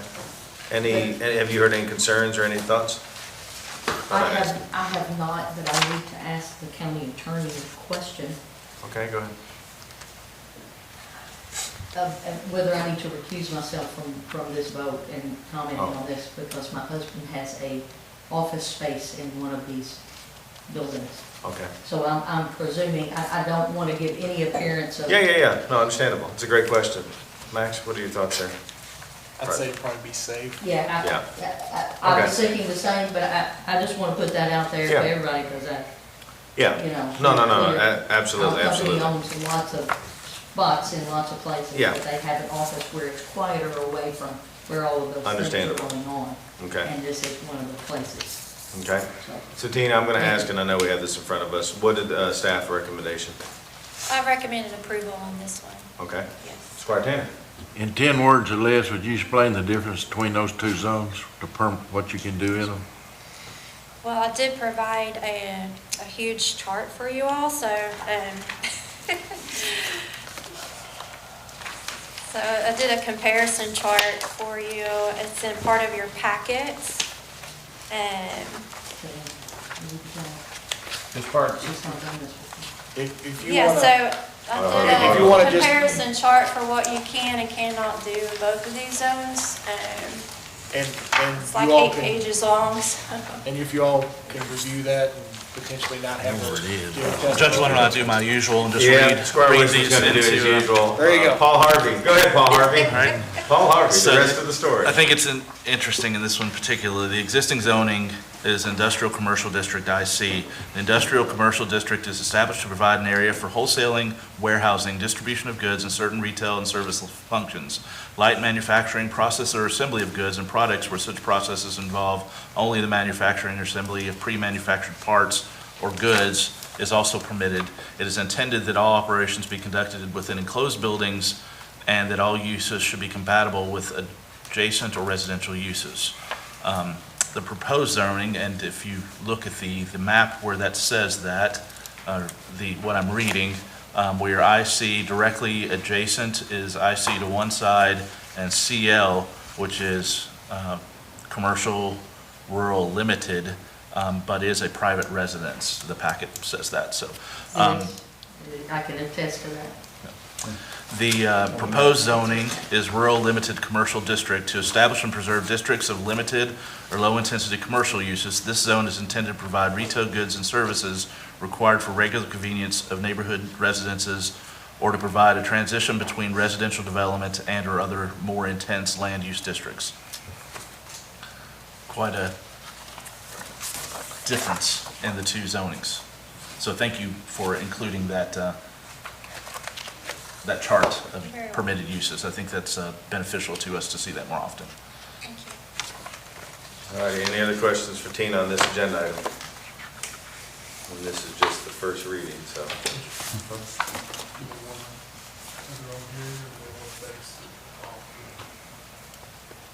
Okay, I thoughts? guess that's what, on this first reading, does the court want to make their decision on this based off of the record from the Planning and Zoning Commission, or do they desire to have their own hearing? I would like to base it off the planning commission. I think the planning commission and staff did a thorough job. Yep. I think we have consensus. Thank you, Mr. County Attorney. All righty, Tina, the next one. This is second reading on this one. This is the second reading and approval of an ordinance amending the table of special ordinances, Section 1, zoning map changes of the Franklin County Code of Ordinances for a 0.759 acre tract located at 112 Haukegan Drive from rural residential RR to rural residential B, RB district. The property is described in Deed Book 493, pages 771 through 774, in the office of the Franklin County Clerk, and further identified as PVA map number 049-20-03-002.00 and 049-20-03-002.01. All righty, and I'm going to ask first, I believe this is in... It's in my district. Yes, sir, Squire Tanner's district. Any concerns or anything on this one that you've heard from constituents? I have not heard a word from anyone. Okay. Then Tina, remind me before we open it up, this is kind of just cleaning up that parcel, wasn't it? Yeah, so he wants to subdivide, but he cannot because of the Oh, no, zoning. no, sorry. Okay. Strike that. Yep, strike. The, Okay, I'm not asking Can I read anything. from it? Yeah. Can I pull Yep. it? That's fantastic. Pull Paul Harvey here? Yeah, please go ahead. In the staff report, it says, in the planning commission, Ms. Tina Peck, staff planner, was sworn in. And then it says, under questioning, Ms. Peck stated that the zone change would allow the property owners to subdivide the property. She stated that currently there are 2 residences on 1 lot. She stated that the current rural residential zoning requires that each lot be 1.5 acres. She stated that the zone change would bring the property more in compliance. She stated that she was recommending approval of the request. Thank you, Squire Blackburn. Yes, that well done. And Judge, I read the changes in zoning at the last meeting, at the first reading, and the primary difference, I believe, in my opinion anyway, of rural residential district to rural residential B district was the access to sewer. And that's noted in this packet. And it's messy, too. Yeah. Yep. All righty. Thank you. We're going to fix that in the zone update. All righty, next I believe Amy is with us. How's Amy doing today? Great. So this is my favorite thing to present to you, and it is the authorization to open 2 new CDs. We had a 3-month CD mature with CD interest earnings of $76,856. Awesome. In 90 days? Yeah. Yes. Crazy. An investment made almost $80,000? That's right. So if you followed, the rates were reduced last week. And our new rate on our operating checking account has fallen to 3.75%. And you'll see I provided the rate sheet this morning to you. Those rate offerings have fallen as well. But the value of what we're doing with CashVest is that we have CDs invested through September of '25 with the highest rate being over 5%. So we've got that maturity coming throughout the year with those higher rates so that we're able to capture those rates. So I'm just so pleased and so happy that you all allowed me to have that partnership with them so that we can make the most of our that money, invest it and have higher interest. Squire Harris. I want to thank you. That's phenomenal to do that and turn that money around like it is. Just keep doing what you're doing. It's great. Squire Tanner. I got nothing to say except as smart as I am on money matters, you're doing a great job. I want to commend the court. I'm just going to say straight up because most of us were at that conference where we met CashVest, and I think Amy was there with us. And I mean, to have sat on the previous court, who just kind of let the money sit in the account. And what Amy's able to do with our money is just unbelievable. So it's a huge asset for us. Go ahead, Scarlett. I just remember sitting in that training and thinking, is this really as good as it sounds? Like, I'm hopeful that it's as good as it sounds, but I mean, it's better than it sounded, is what it is. So thank you. And what I'm seeing right now, this is cash flow is not great right now. The bulk of our cash flow comes when property taxes come in. So working with CashFest, we've sort of, they've told me what I can invest and when and how much, so right now I've got another CD that's coming due in a few weeks that helps with that cash flow. So that was where I was scared because I didn't know how long to invest, and so they've been so valuable in guiding me in that. Scarlett Blackburn? You said that one of the investments goes into 25. Mm-hmm. So with ARPA funds, is that going to be problematic? Those are not ARPA Okay. funds, those are general funds. Okay, thank you. Oh, I'm sorry, Scarlett Whisper. Related to that, Amy, that on this sheet, you have a 1.5 million for ARPA for 6 months. Will that will, I'm just reading that will take us through to the next year, past the date of allocation. We don't have to have those funds spent. Right, yet, right? and But my reasoning for that is what we have obligated for Farmdale. And in talking with Tammy, they feel like they won't be using those funds until 6 months, maybe a little bit longer. So I think we're fine to go ahead and invest that, earn the interest on it. And just remember, the interest on those funds does go to the general fund. related to that, the 6.9 million for 30 days, what's the reasoning in that? If we could get a rate of return for a longer period, I know we're talking about the park, but I don't see those funds being expended until in the new year, I would imagine, but. Yeah, I feel like we're probably going to have an obligation in the next, probably at the next court, to go ahead and move those funds using government services. Okay. And the 30-day rate is the highest rate on this sheet. Yeah. Yeah. Because those rates are going to fall. Yeah. We're very fortunate that we knew that those rates were going to come down. And, when you look at investing, that's not good, but for the rest of the economy, that's good. But even where you are now, I mean, look at the rates of a standard savings account or checking account that was just, 0.5%, sitting there. So even at, 3-4%, that's still a whole lot more than we have been doing. So commend the court for that. Alrighty, I guess treasurer's report next, Amy? Okay.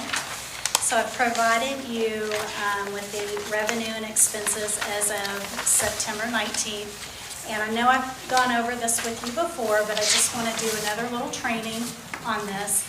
We're entering towards the end of our last quarter, or our first quarter of this fiscal year. And if you'll look at the top of the revenue, it has a percent. And that report shows you that we should, it's sort of a benchmark, 25% of our budget.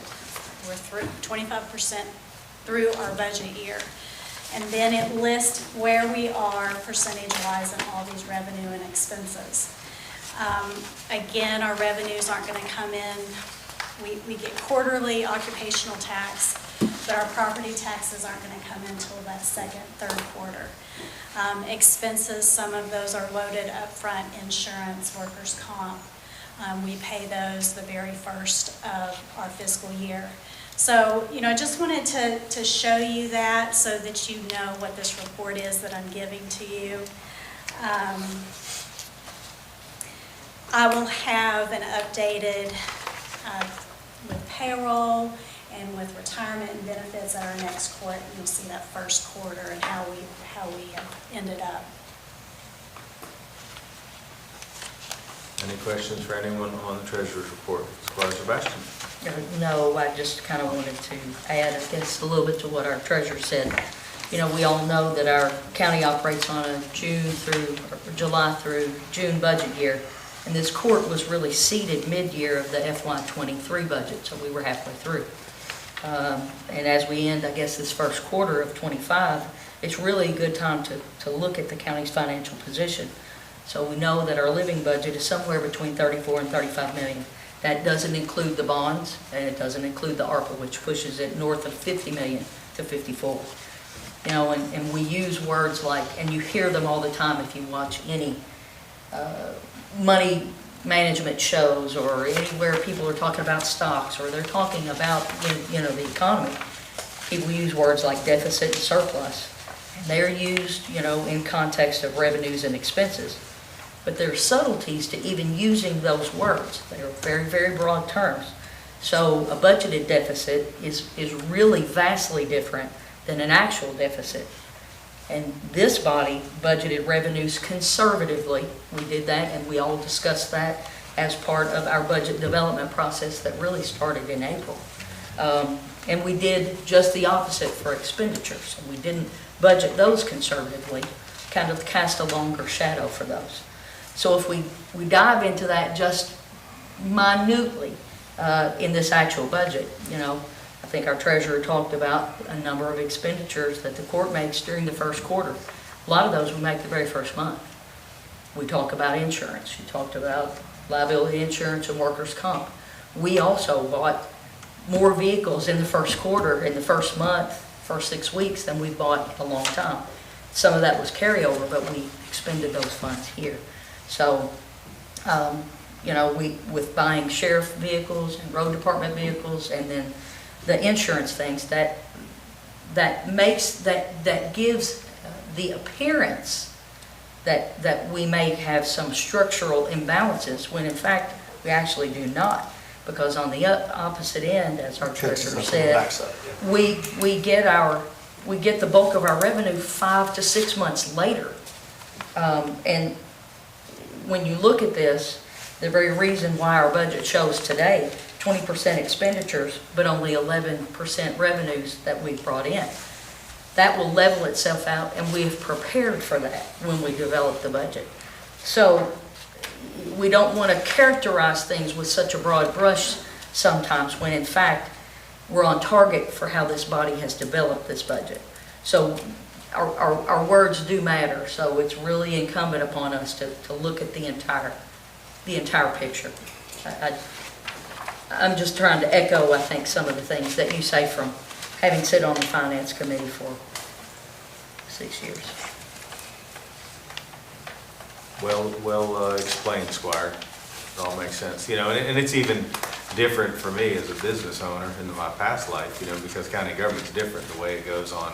You know, it's not a calendar year, it's a fiscal year, so everything's kind of carrying over and things like that. So even the first couple of years I was on the court before, I was like, you know, we're operating at a deficit, and that court we probably were, but we are not now, and I think we ended up in the good and the black last year, so I'm proud of everybody for, we're definitely being fiscally responsible. So, Squire Tanner. I got 3 or 4 questions that for my information only, probably. If I don't like asking questions if I know the answer, and I don't.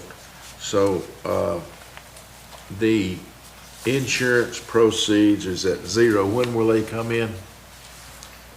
The insurance Whatever it is, insurance proceeds. those are insurance claims. Okay. Are you looking at? No, that's what I was looking at. So, Okay, so I will, when we have insurance proceeds, they'll of course be posted to that account, and you'll see a budget amendment bringing those insurance proceeds as revenue, and then you'll see the other side, the expense, when we have to, for instance, if there's an accident in one of the vehicles, so you'll see the expense using those proceeds to repair that vehicle. So the insurance premium tax is it come in monthly, quarterly? Insurance premium tax comes quarterly, and you'll see that under the fire fund, we've allocated all of the insurance premium tax collection under Fund 17, and those do come in quarterly. I got 2 more questions. One of them is miscellaneous revenue, which is at 261%. So what is that money? It's just what it says, it's miscellaneous. The bulk of that is, it's a monthly, and then we have an annual rental for a cell tower, and that's what goes in there. And then it's just a lot of miscellaneous small things. Okay. The other one is a non-public transportation. It's at 284%. That is the grant that we work to provide. It's through the Commonwealth to provide transportation for non-public schools. And so that was an estimate, the budget amount was an estimate because we didn't know what that amount was going to be. So that's So why we it's put so in much higher. 11,000 and it comes out to be 31? Yeah. Well, that's a good thing. Judge, I've asked before, but I'm wondering, and I'll volunteer to collect this information, but I'm wondering if we have got any kind of report about delinquent property taxes. Have we got anything in, Amy? Okay, I'm going to work with the Sheriff's Office and PVA then, because I'd like for us to start getting an annual listing. They go to the newspaper. I'd like for those to be sent to the court so we can keep eyes on things. I don't have an instance where, I remember, at the city, we had a property that wasn't taxed for like 18 years because the person had died and been sending the same property tax, and we nearly lost a building that's productive and on the tax rolls and been renovated at this point. It's bringing in a significant increase to the county, so and the city. So I'll take that on then. Thanks. Mr. Hancock, I just noticed you clicked on. Is that about Squire Wisman's question or something else? It is, Judge, neither the PVA or the sheriff collect delinquent taxes we do. It's in our report. The report's given to you all annually. We've already had our delinquent tax sale. We'll give you a full report of that, but I'm not on the meeting yet. But I just wanted to correct Squire Wisman and let him know it goes through my office. Okay, thank you very much, Mr. Hancock. Thank you, sir. All righty. See no other questions, we're gonna move on to the next one. And the next agenda item is cash transfer. The jail, fire, and sheriff funds are needing revenue sources to cover the cost of their services. I usually do this on a quarterly basis. It has been budgeted for, but it does not increase the fund budget. Just said they are budgeted. Yes. All righty. Thank you.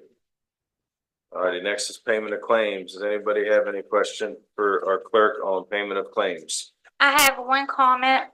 Okay, go ahead.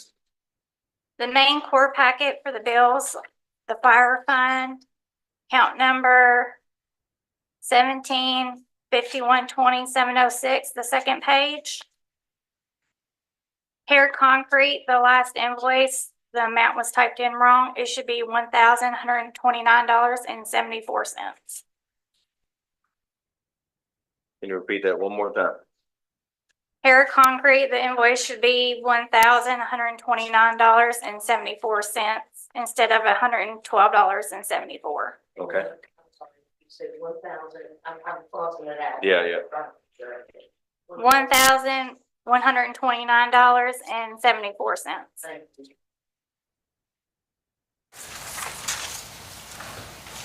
Any other questions? Oh, I'm sorry, Squire Blackburn. Microphone, please. We'll get in trouble. In our info packet, we've got a constable monthly report, and it was received by accounts payable. It's stamped, received September 13th. Is that like 2 years of reports turned in on the same day? Yes. Yeah, And those were brought to me. I took them to her because I want to date stamp. so, yeah, I was just kind of wondering because they didn't execute any summons, claims, detainers, motions, no warrants, no warrant lists. And then separate attachment under the heading of other matters, provide a complete and detailed report upon each and all other acts. And there's none here, so this is just a statement of 2 years of not doing anything. Yeah, we weren't quite sure, so we wanted to date stamp it just to make sure. Max, you want to comment anything on it? Nope. But am I correct? You are correct. 2 years worth of reports were turned in where nothing was done. Okay, thank you. Yep. Squire Sebastian. So I'll, I guess, ask a question about that, and then I want to go back to the bills. Okay. Squire Blackburn had indicated it appears that we have, so I'm not sure why this body has received 15 documents termed constable monthly report. None are notarized. Are they required to be because there's a notary? It says for it to be does that make it an official report if it is not notarized? I'm asking the question. I don't know what to ask because I've never seen this before. I'm looking at Max's face, I'm sorry. Yeah, well, I mean, I'm just trying to understand it. We've had constable reports in the previous court, and they were extremely detailed. Highly detailed. Highly detailed. So this is the first time I'm seeing this, but I'm seeing 15 documents for the first time that look different, but have a notary location on here to be signed in front of a notary. And typically, as I understand that, it's not an official report until, but I don't know. It's a great question. I just don't know what we can say, know. so I'm gonna let Max teeter on this one. I'm Well, just I mean, asking. I don't know. it's a situation in which we just received, where we should have been receiving monthly constable reports, we just received them all in bulk at one time. And to your point, Squire, I understand why you would want them to be notarized, but I'm not asking, well, I don't want them to be. My question is are they supposed to be? well, I don't know. they probably should, I but don't know. it's just a statement of, I've done nothing. I mean, that's really all it is. And I don't know that you would need a witness to say that you did nothing. How would you But witness that? that's just anecdotal, I'm sorry. But That's a good point. I read the same thing, and I flipped through them, and I kept saying zero, nothing, zero, and then the next question on my mind is, how many active constables do we have? Just two, three? Two, I think. One, I believe, is still active How many are regardless, getting right? paid? I think we have two. Yeah. 6 is all you can have. Three that once stepped down. I know we used to have 6, correct, back? Wow. Way back when. We've never had, I think, complete 6, have we? Well, there were 6 to start, then. One for each magistrate. One is no longer. Because these are elected into, But I think office, correct? there are still And then- 5. Yes, but it's There are still 5. right, I understand. The 0, on every line is what threw me, and I just, And honestly, we were stumped when we received it, and so Jack and I talked about it, and we said, let's just date stamp it to be on the safe side, because we don't know why we got it. So there was no communication or solicitation to have these submitted to us? They just were? Okay. I have to look that up. But aren't, let me ask, I'm sorry, Sherry. That's all right. Yeah, go ahead. Didn't we ask for these reports monthly? I know it's been a while now, but I remember in one of our first meetings, we talked about getting reports, and then we got a couple from one person, and then never saw another one. Am I correct in that? Is that what you all remember? Okay, sorry, Sherry, go ahead. Squire Sebastian, go ahead. Except it says that the guy signed it. That's it. I guess to ask one more question along this, and then I want to get back Yeah. and ask a question about the bills. Do we know if we are to be receiving reports like this from that entire contingent? Do we know that? Because I know in the previous court, we had one who continued on to service, was reelected, continued on service into this court before stepping down, and that is why those reports ended. But we received consistent reports, and they were on time and in every packet. Yes, they were. So we are supposed to receive these. Correct. Okay. May I Yeah, go ahead, you had a question on about it. the Yeah, bills? absolutely. Could I, before we get to the bills, ask a related question, if you don't mind, Squire Sebastian? Could we ask our county attorney to review, I believe it is a KRS requirement to have a constable submit a monthly report to the fiscal court.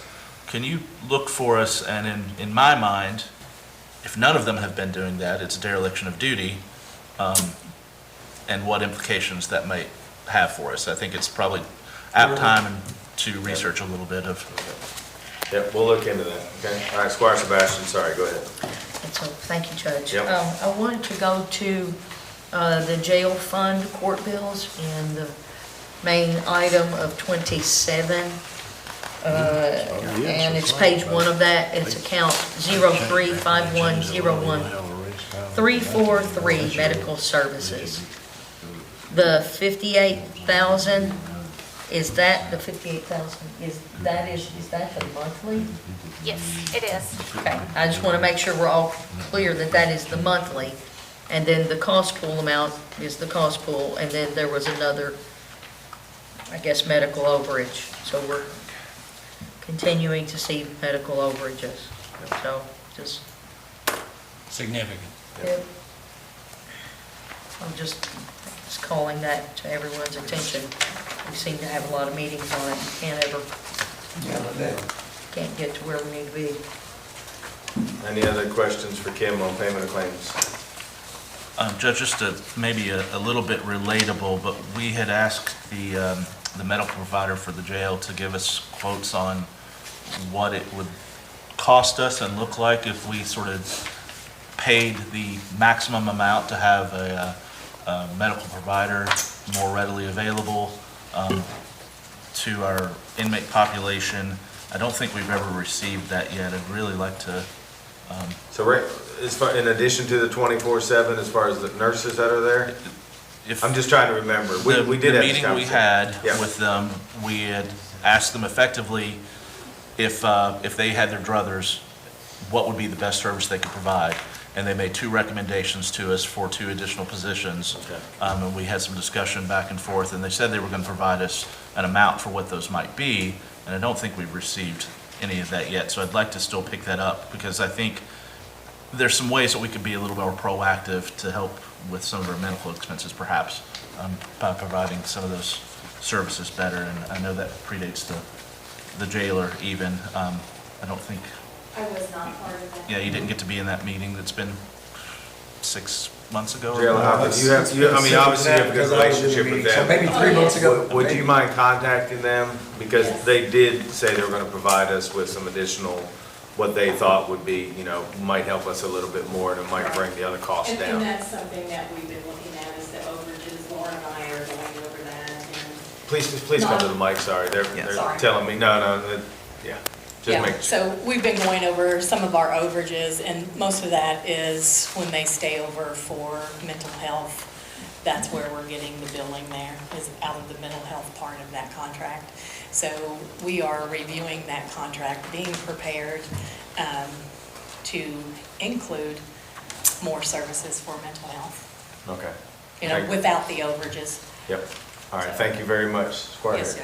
During that meeting, if I'm not mistaken, we just talked about maybe upping the price that we're paying to cover, so we're not getting the overages, and I don't recall going back over those numbers or reviewing those numbers to see if we need to increase it by 10, 12, 15, whatever we need to do. We If walked we away. did, I wasn't made aware that we did. Yeah, I was thinking. From what I recall, we decided to leave it because we thought that income from things like cash vest and investing those funds may outweigh the increase in the cost pool, because we're going to incur those same expenses whether we pay it now or later.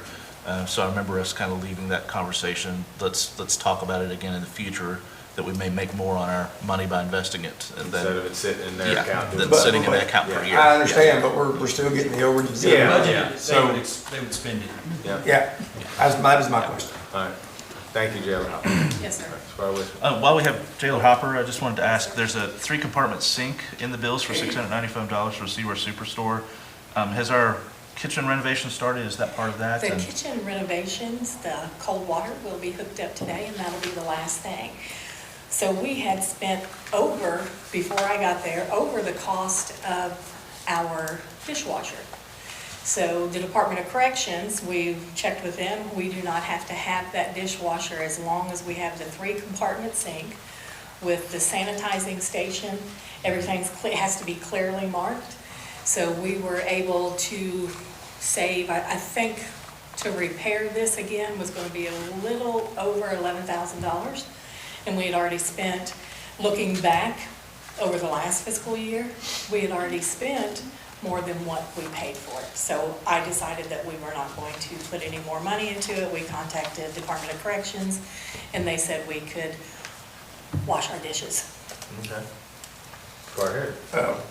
Thank you. Yes, I sir. went to the Source Sat program ribbon cutting the other day, and after that, Matthew Wilburn took me on a little tour, took me in the kitchen, showed me everything that they're doing. It's looking really good. It's had a fabulous. great turnout. The epoxies and everything that's been used, absolutely phenomenal from what was there. Yes. I mean, you're taking a 40-year-old building and make it look like it's something that was built today. So I just wanted to commend the efforts. I hope all of you guys come out and see the kitchen. It's great.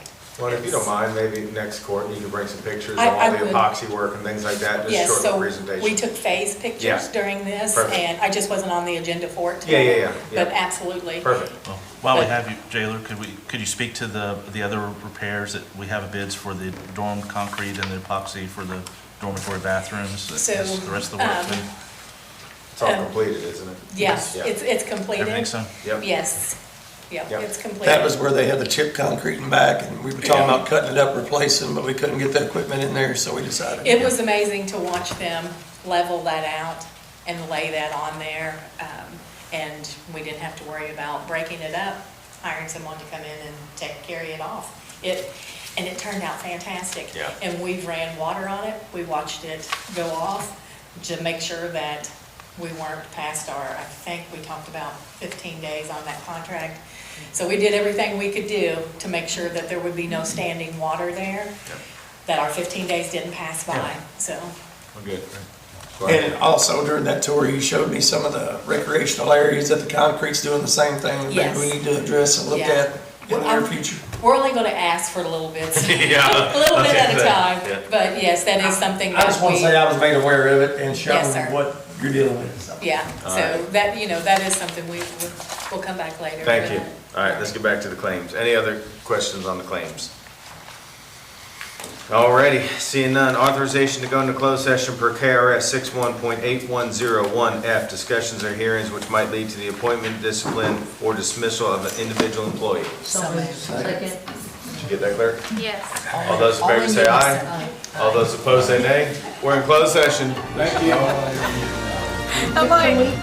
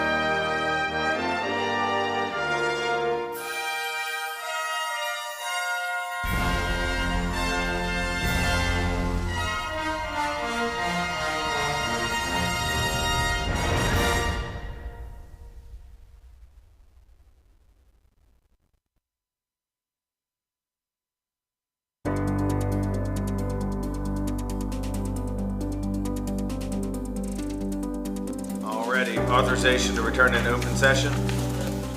Second. All those in favor say aye. Aye. All those opposed say nay. We're in open session. Any questions on the next promotions at the jail?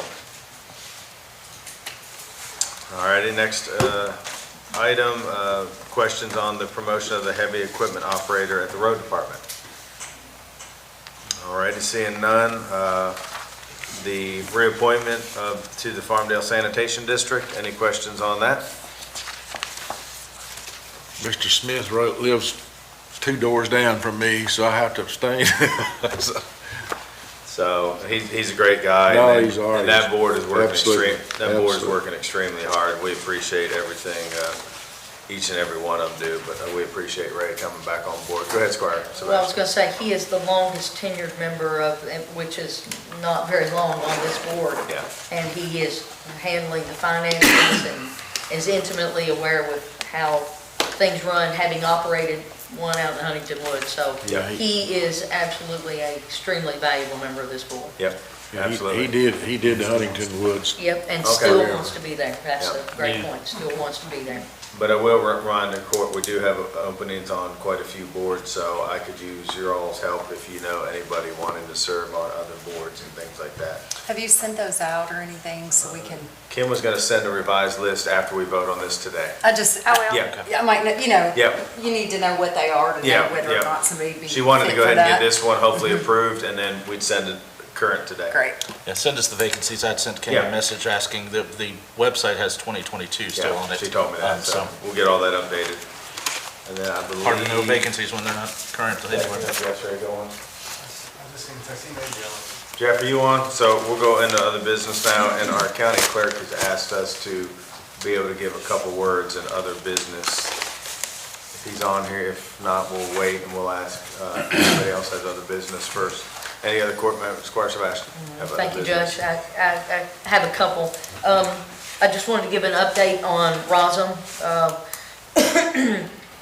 There were 41 individuals assisted through 22 requests for services in July of 2024. All of those were for rent and utilities, and that was about $8,000. So, Wow. and then there were 63 individuals, and they break that down between adults and children. 63 individuals requested or asked through 23 different requests for services in August of 2024, and that was for $6,000. So we can certainly see that our funds are going to good causes because it was for rent and utilities. That's great. So we're trying to keep people housed. Thank you for the So- update on that. And then after this, I'll have Okay. something else. But All right. no, let's let the clerk. Yeah, let's let the application. clerk- Jeff, you'll go ahead and come up? Those applications We're in are other thoroughly business. vetted. We're just taking care of a couple other Thoroughly things. vetted. How are you doing? I'm doing great. How are you guys? We're well, thank you. Good, good. Good to be here this morning. Guys, we're dead in the middle of elections. It's already started. We opened our absentee portal last Saturday. I was expecting in entirety between 1,100 and 1,200 absentee ballot requests. We've already had over 400, 3 days into being open. We've been able to get all these ballots out. We have had to employ some extra part-time election help. That's the nature of the beast during a presidential election. I want to tell you it's going very smooth.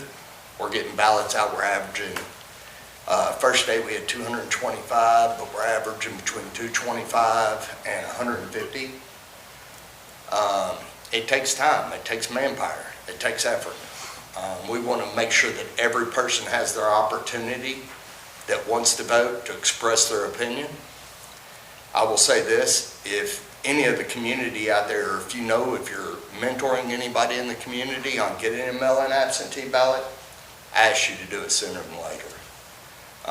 Being that the last day to order a ballot is October the 22nd, doesn't take long to do the math to figure out that between that period and the period of what we have to do to work on getting them scanned, getting them back in, getting them mailed out and get them returned, it becomes a very fine deadline. We don't want to spend money from the county on something, and we don't want anybody's vote to not be counted and recorded. So if you're mentoring anybody, please do me a favor, if you're out talking to people, do me a favor and make sure you're expressing their need to go ahead and go online to Go Vote, ky.gov. That's Go Vote, ky.gov, or simply call my office. We've had Ms. Pearl working for us. This is the 4th election season she's worked for us. She's a delightful woman to talk to. I think I'll just call in and talk to her in a little bit. She'll increase your mood on the day. Karen Pearl has been a fixture in this community and does a wonderful job with elections. You can call 502-875-8704. That's going to take you directly to Karen. Karen will help any of the elderly. She'll help anybody, but she'll help any of the elderly that has some problems with the electronic version of it. She'll help them get through the entire process. Yes, sir. Can I ask a quick question? So we have a lot of students that are out in college. Can you just remind the public how long in-person voting and when they can do that? Because some people say, well, I might not be home that day, but they may have an opportunity to vote another day. Yes, sir. Squire Blackburn, you got to my next topic. I'm sorry. You beat me. Yeah. Early voting is October the 31st through November the 2nd. Early voting locations have not changed. I'm expecting and hoping this community opens it with welcome arms and comes in and votes during early voting. I've estimated that we'll have over 7,200 voters in those 3 days. It is a great way to express your vote in person. It's in 3 very convenient locations. We have one on the east side of town, which is the Capital City Christian Church. It's got a great flat parking lot. It's got plenty of parking. Even in these presidential generals, we have not seen an overflux of lines. We're seeing, during the primary, we were seeing roughly 350 to 450 voters a day out there. We can handle up to 2,000 a day out there. So we highly recommend you go out to either the Capital City Christian on the east side. In downtown, you can go to I continue to call it the old plant board. It's being raised in South Frankfort. It's what I know it as, but I will give a big commendation to Yes Arts because they have a beautiful facility. If you want to go vote downtown, I highly recommend you do it. There's a parking lot over to the right. Yes Arts does a wonderful job of giving you something to look at, some art that is here and local. You get to walk through their facility. It can handle about 1,500 voters a day. It's a little bit smaller, it's a little bit more cramped. You will see more lines downtown. That's why we chose to move on election day from there over to the Frankfort High Gymnasium, which, to report back to you all, went wonderfully. It was the best turnout of a primary that we have ever seen. They had lines all day. They got people through. I'll go through the other part before I jump, so I don't jump around. And then on the west side, we have the senior center. Guys, the results that we're getting out there are unbelievable. We're getting a lot of thank yous for making it convenient and having the ability for being in the middle of the senior community, for them to have a place that they can go express their vote in person and early. So all 3 locations are open. The times on those, we've had to change a little bit. On October the 31st, as you know, it's Halloween. Capital City Christian Church is also one of the biggest trunk or treat locations in the state of Kentucky. So we will be going from 8 to 4 at all locations on Halloween. We will be going on Friday, November the 1st from 8 to 6. And Saturday, November the 2nd, we gave you back time that we took away from the Thursday, and we're going from 8 to 4. We've changed that up because we're seeing more influx of people wanting to vote later in the day on that Saturday. Guys, our election plan is put together very well.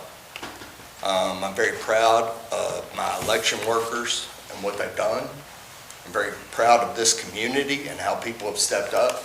We have other communities that are having a hard time finding election workers. I happen to be blessed. I've got people and I've got a list of people that are still trying to be involved.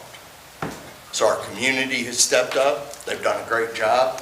I look for this to be a very successful election season. I want to talk about something on the ballot that we all need to be aware of. There are 2 constitutional amendments. Constitutional amendments are out at this point, but our composite ballots are not out. As soon as I get a composite ballot out that'll show you every race, I will send you to your county email. I will send you a copy of it, a printable copy of it. I would really like it if you all would help spread the word. On Election Day and early voting, we will have high school kids out, handing out sample ballots up and down the line all day long. Our goal for this election is no longer than a 20-minute line at any location. We plan to do everything in our ability. We were able to get a grant through the state of Kentucky that allowed us to buy more voting booths. I put more voting booths out at Franklin County, at Western Hills, at Collins Lane, at Peaks Mill. I'm trying to make sure we're doing everything possible for this 3 to 4 minute ballot to continue to have a turnover of people voting it as quick as possible. Guys, I appreciate your time. I hope that you'll help me spread the word. I hope you'll help me get this out in front of the community. The more we communicate, whether it be social media, print media, or just talking to your constituents while you're out there, that's the biggest help we can have. I'm open to all questions. Jeff, thanks. I've already helped a couple of folks request their mailed ballots. So you've already started the process of mailing those on day one. What's the expectation? People will receive them within a couple of days, you think, or? I'm processing every ballot the very next day. So if you request it today, I'm processing it on Thursday. I got a team of 4 people up there that are doing nothing but mailing and processing out ballots. So depending on the mail yard, and we happen to be very lucky, guys, with the state mail house, and I'll go ahead and give credit where credit's due. Jack Kennedy started that when we had the COVID election, and Jack said, well, let's take them to the state mail house where they can go through all their addresses, make sure they're correct, and they'll hand us back anything that won't go through. The state mail house here puts us under contract and makes it very easy for Franklin County to get ballots out. Related to that, the drop-off locations, I've had a question about that already. Should I mail this ballot back, or can I drop it off Your somewhere? drop-off location is at the county clerk's office. It is from 8 to 4:30 daily, every day up until the election, except for Saturdays and Sundays. We have to have, with the new KRS regulation, those have to be under video surveillance at all given points. They can't be put out, at times I had clerks that were putting them out at different locations.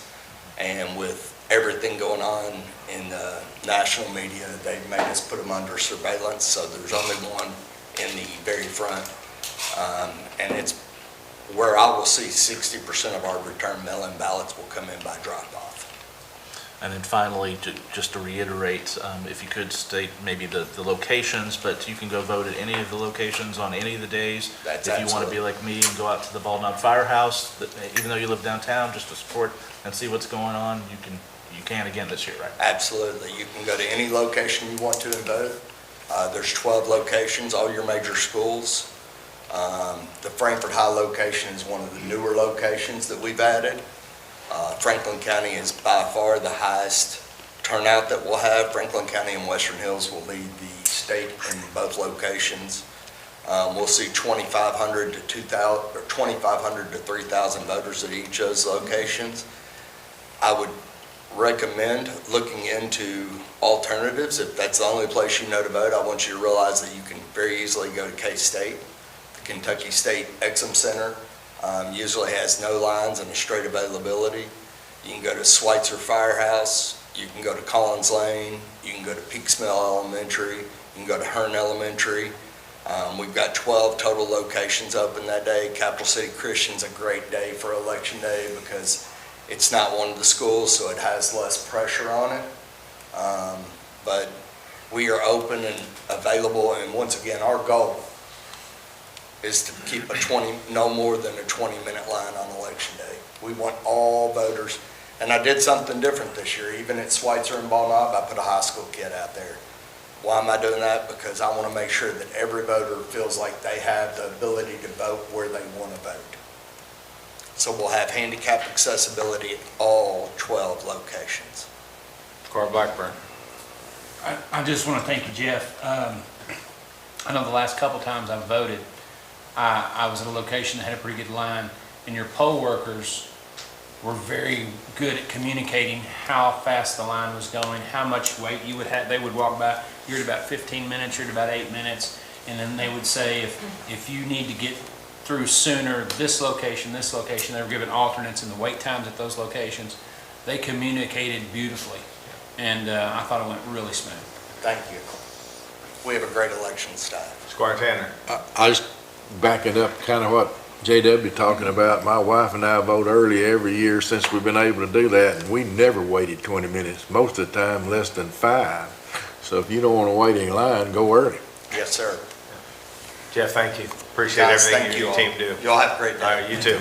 All right, Squire Sebastian, I believe we're still on you for other business. Thank you, Judge. Yep. Let's see. I've got a couple of questions in regard to broadband. Okay. You know, the Fiscal Court, at least it was sent, there was a letter sent on July 30th that talked about the pre-qualification phase and then the application phase. And as I understood it from the document and other things that I have read, there was a 30-day window for pre-qualification to be able to request federal funds that would then need to be matched. Okay, it was 75%. So as I understand it, in this letter, it indicated that one group was going through the pre-qualification phase. Has your office been notified of others that are pre-qualified for Franklin County? Yes. So can we get... Yeah, we can have a conversation. We seem to be having a communication issue on this in maybe getting all of the information we need to have, because we've only gotten, we got one letter. We didn't get anything from any of the others, so. I've had phone calls. That's been it. It's very early stages and they're wanting to set up appointments. And perhaps even if they are phone calls. Okay. Maybe if someone, when you get that information, to allow, so that the court knows that there are maybe 4 potential providers who have been pre-qualified. Because at this stage, and maybe I'm the only one that knows that, maybe everybody else knows 6 are pre-qualified. I don't know what everybody knows. Yeah. I just know that 1 is pre-qualified because I have a letter that says we're going through the pre-qualification process, and then I got a follow-up letter that says we're pre-qualified. Yeah. So I have... Literally had a call yesterday. I don't know anything from anyone else. Yeah. So it would be, I would think, advantageous to this body to at least understand the viewshed of who is pre-qualified. Okay. So that, because we're all getting questions about broadband. Yeah. I presume, I know I'm getting Yeah, a lot yeah. of questions about broadband. Well, we've talked as a court. I mean, it's a top priority for all of us to get it committed. It is, and, not having that level of discussion where we know who is pre-qualified, because there's some very hard and fast dates in here. There's a 60-day after the pre-qualification, 60-day grant application period where they need to go ahead and apply. So that's open now. I do not know of if the universe is 6, 8, 10, 12, 14 potential pre-qualified groups who are wanting to bid. So is there... can you follow up with this, or who can follow up with this, I guess? I'm happy to. Like I said, the one call just came yesterday, so I'm happy to share that information with the court, what I know at this point. Because I will just say, and I've put this in writing multiple times, I am concerned about broadband. I've been an advocate for spreading broadband to all the areas. And I think everybody else on this court is in that same boat. Everybody wants to see that because we know it's an education tool. It is an economic development tool. It is absolutely something we all have to have. It is, it's essential. Absolutely. To do daily life, to log on to your telehealth, to do your jobs. It is essential for everyone. So no one wants this, a soul in this community to be left, what they may consider to be left behind. Yep, I would agree 100%. So, to me, this is a very pressing issue because the clock is ticking on some of these windows on the application period. And based on what we know, if we have some of that information in advance, we may be able to start thinking about how much the match will require. Because I keep hearing at meetings, and I think you said earlier today, we don't know what the feds are going to do. The thing is the feds aren't going to extend these windows, however. Correct. So we are in a 60-day window, and it's closing in a few weeks. And we're not, I don't know that we are positioned to act on that. And you may be able to assuage that concern that I have. Yep. So I'm ready to listen to what you got. Understandable. Squire here. I have another issue on that. I wrote a quick letter up. Is there any way I can read that, just to let you know where I'm at with this?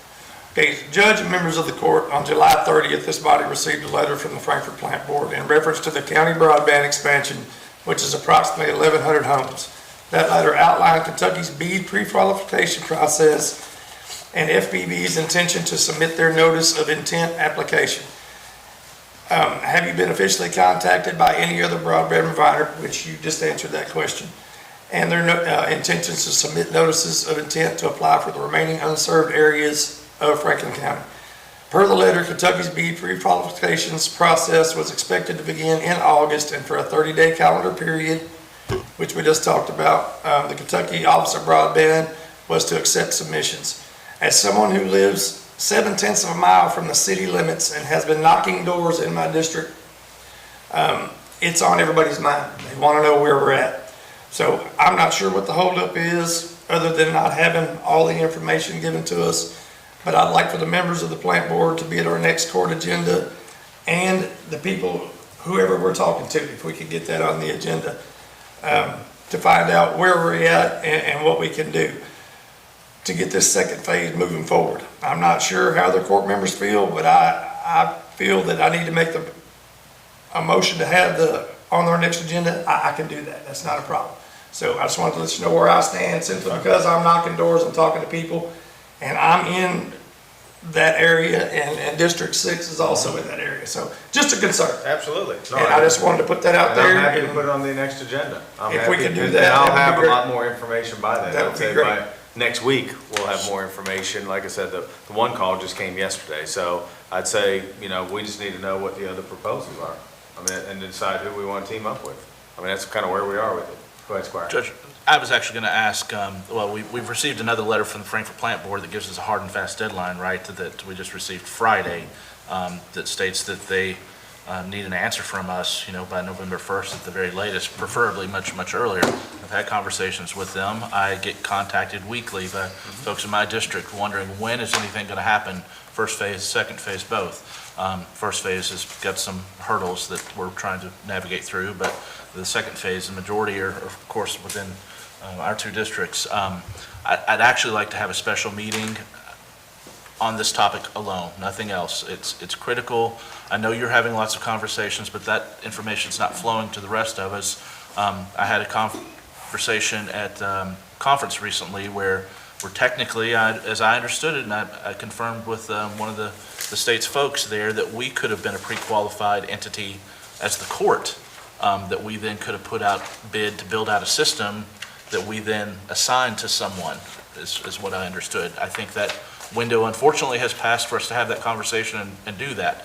Well, there's a lot more involved in that. We'd have to engineer it and everything. I don't think anybody in Franklin County government was going to understand how to do broadband. To my understanding, the plant board's already done most of the engineering for this entire rollout that they were willing to provide us. Yes. But they're also going to be bidding, so it maybe wouldn't make sense to do that. But I think it's critical. We need to put some information into the public's purview, and really I'd like to ask you to at least the conversations you've had to date, emails otherwise, if you could create us something physically to distribute to all of us through the deputy judge. I'd like to have it in print in my hands where I can reference it, with hard and fast deadlines instead of just a conversation. Meetings up with those other two companies next week. Literally, phone calls just happened yesterday.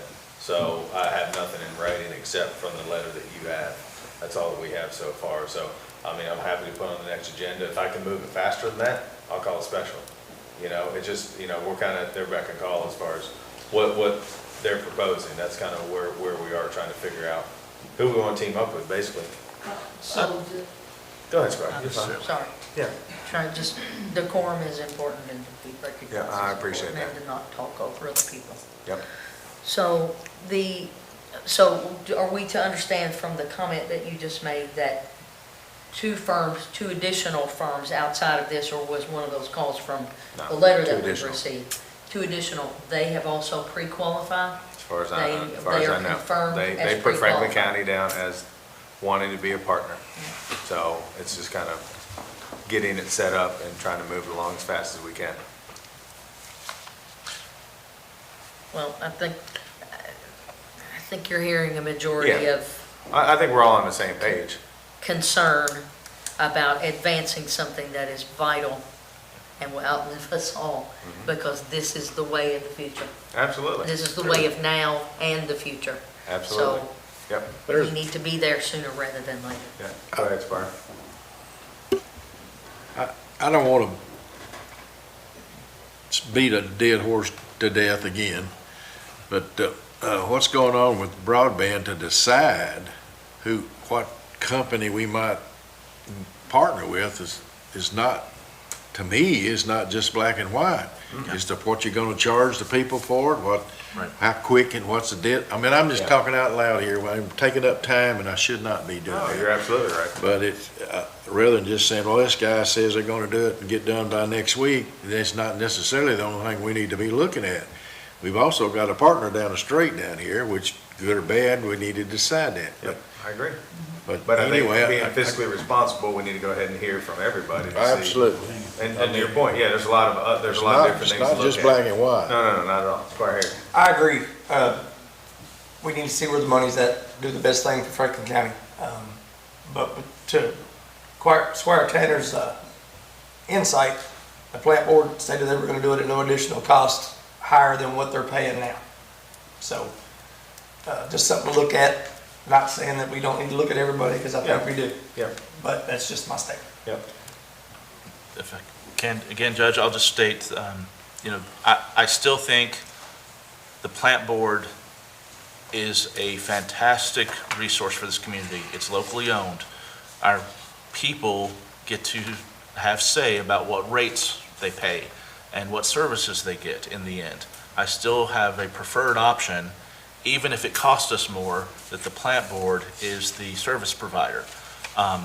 I know that there are lots of hurdles to navigate through, but I've heard some conversations that concern me a little bit, that there's preferential for another over the plant board, or out in the community. But I want to make sure that they have as equal opportunity at this as anybody, because we own, and we're one of those rare few communities that we own that entity as a community, even though, this is an expansion countywide, and at current, the plant board is appointed by the city, but I think we can navigate some of those kind of effects as we move forward. But I just want to beat a dead horse, quite frankly, that I'm expecting that either the October 16th meeting that we're scheduled for at 5 o'clock or before, I would like to have the plant board, and I'll support Squire's suggestion, and any other representatives that want to come make a presentation to us about where they are in the I've already said process. I will. You don't have to direct me. I'm taking care of it. I will move it along as quick as we can. Lily's got a call yesterday. No one's getting any prevention treatment. This whole court stood behind the plant board. We wrote support letters on supporting our local provider not that long ago. So, but I think it's in the best interest of all of our taxpayers that we look. We still have to look at all options. I think it's our responsibility to be fit for the fiscal court. And it's not just all about money, it's about relationships and things like that. I think we're all saying the same thing. So, Squire Tanner? Can I change the subject? Go ahead.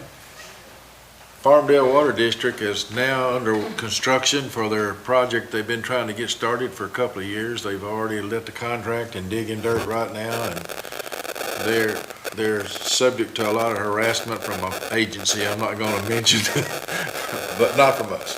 But anyway, they've made some strides. Squire Sebastian, most of it is in either her district, most of it's in her district, I think.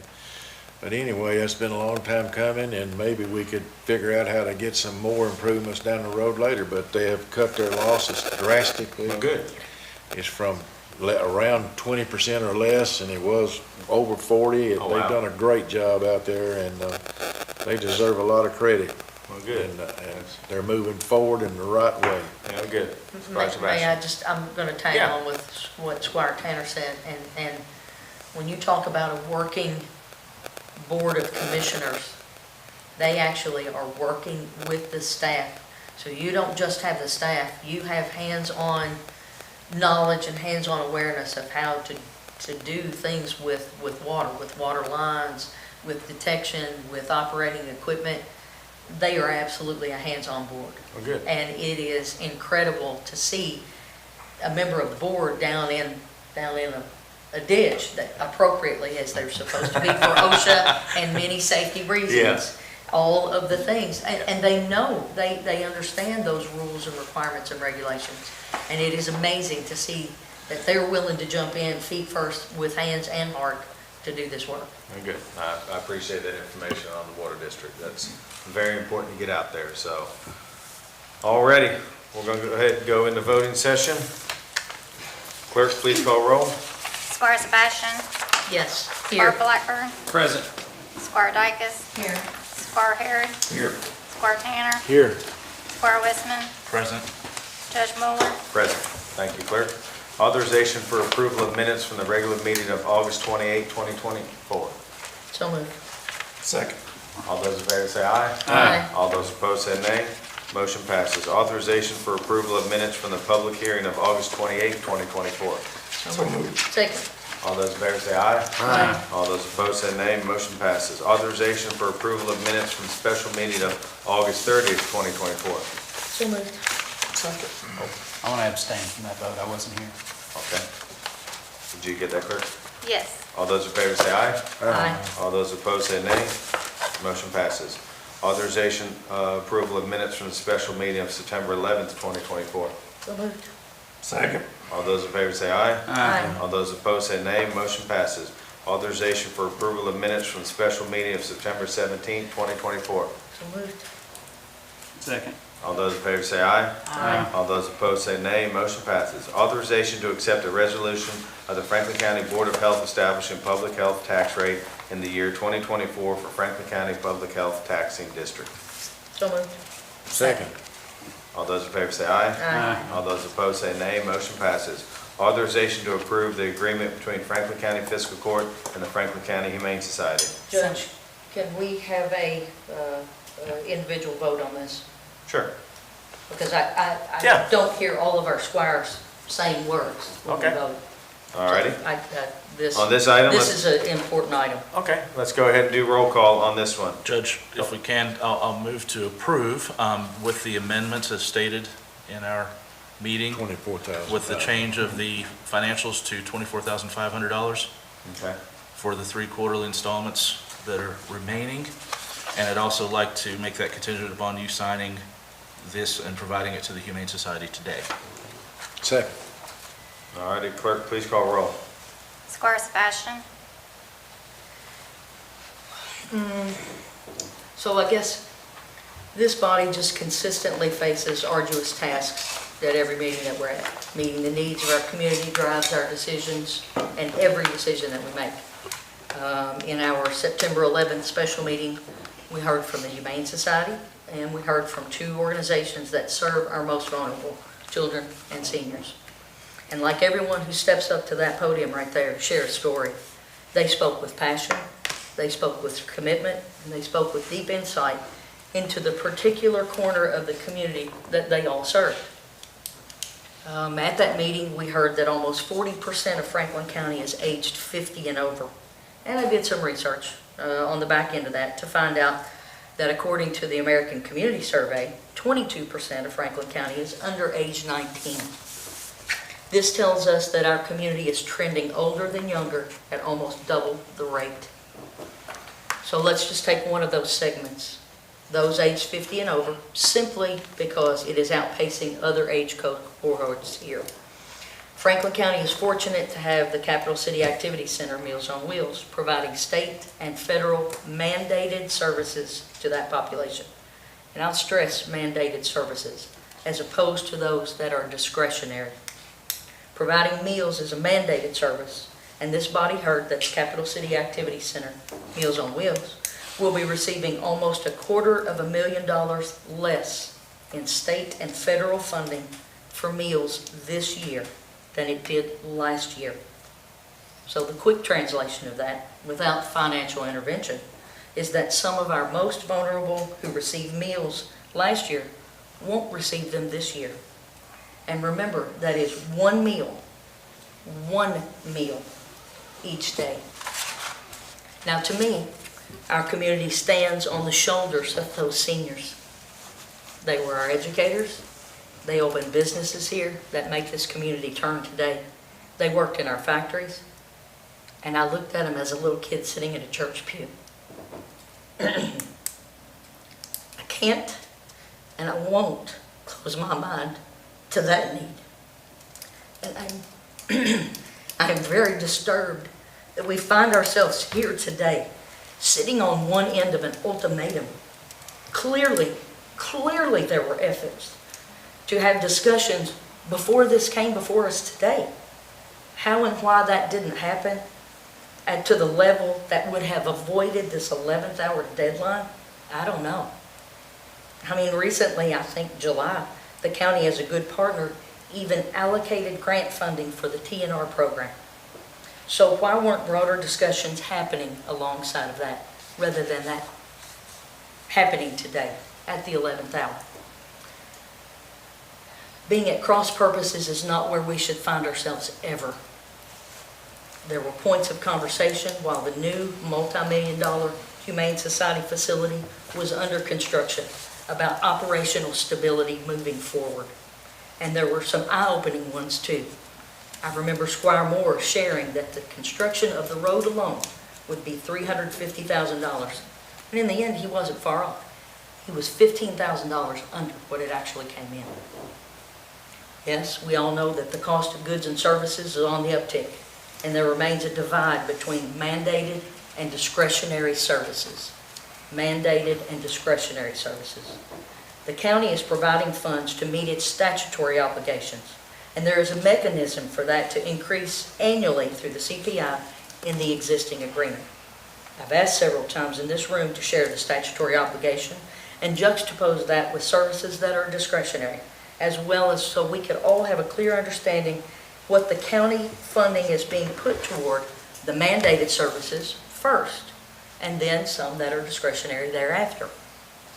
Having not had that clearly articulated, I'm really hard pressed to go beyond what is in the enacted budget that we all discussed. And remember, this body began working on that enacted budget in March and April of this year.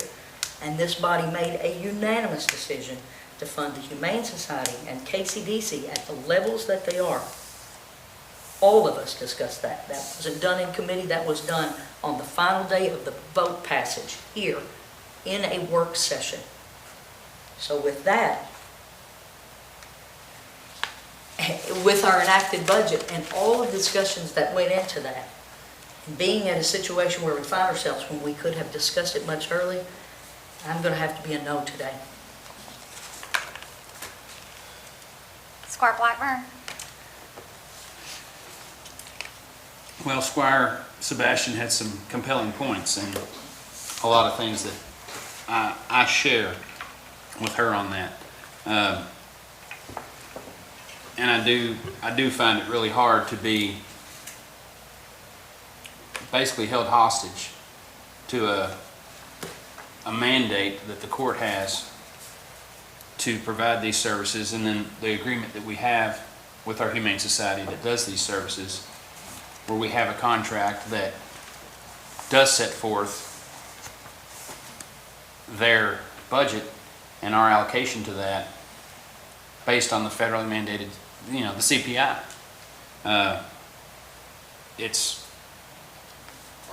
And there's a big disparity between that and the 54% increase in contribution that they're asking from us. I sat on the committee that tried to help them find a better place. We did find better places. The Humane Society is a wonderful organization, and they do a wonderful job. But the ongoing operational cost of where they were, which they did the mandated KRS of what we're supposed to do. They took care of that for us at that spot. And now they have a wonderful spot. They've added full-time employees. It seems like they've added some costs. We are directed to provide this service, and I've researched what it would cost if we were to do that alone. And it's more than what they're asking for, which is a shame because we're being held at gunpoint to break a contract that we had with them to give them more money. So, in the effort of doing what's right and what's best for the community and what we're mandated to do, I'm a yes, but grudgingly so, because I saw this coming. We all did, and we couldn't do anything about it. So I'm a yes. Squire Dicus? There are a million things that I could say. I think we need to be spending more money on our kids.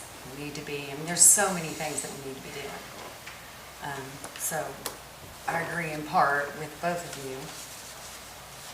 I also have looked up what it would cost. It would cost more for us to do something different. I don't know what our other option would be. I think the Humane Society does a fantastic job. I mean, they have great people. They provide a great service for us. I wish it weren't so expensive. I wish we could spend some of this money on kids. But that's not where we are today. And so I'm going to vote yes. Squire Harrod? I've sort of been brought in on the backside of this. I wasn't here during the contract passage. I too don't like being put under a deadline for something that is not in our budget. We did not budget for this, from what I understand. This is an ask and overreach. You know, I personally have animals. I love animals, but I weigh on the side of the seniors and the kids, you know, because they're going to need the money to support, you know, our people in this county. So with that being said, I'm a no vote. Squire Tanner? I'm going to explain my vote too, if I may. First of all, I'm a yes vote. I don't disagree with anything anybody has said here, but I would hope that we can find some money in our budget to help our senior citizen center out there in our Meals on Wheels. It is a very legitimate request. I don't think that my yes vote would it's either this one or that one is not my vote. It's to reconcile that problem also or address it. We can certainly lean on our treasurer to figure out where we can find some money to help them too. They're quite a bit short, $250,000, I believe, or $200,000 or a bunch, any way you want to say it. But a yes vote doesn't mean that we're throwing them under the bus and forgetting about it. I certainly am not voting that way because it's not either or. It's going to have to be both. We're going to have to find, there's needs everywhere, and our seniors is one of the real needs. We're talking about the Boys and Girls Club. That's $4 million, which is we're going to have to help them find some money and raise some money. But anyway, I probably said enough, and that's the reason I'm voting yes. But it's not either or; it's both. Squire Westman? I'm a yes vote, but I'll explain as well. I open records to everything related to the Humane Society, and it's very clear and evident to me the conversations were ongoing for 1.5 years for this request, including a presentation to the Finance Committee in January those requests, those conversations, those letters were not expressed to the rest of this body. I will be much more diligent in making sure I'm informed in the future of things that should be coming to all of us anyway, to make sure that this never happens again in the 11th hour.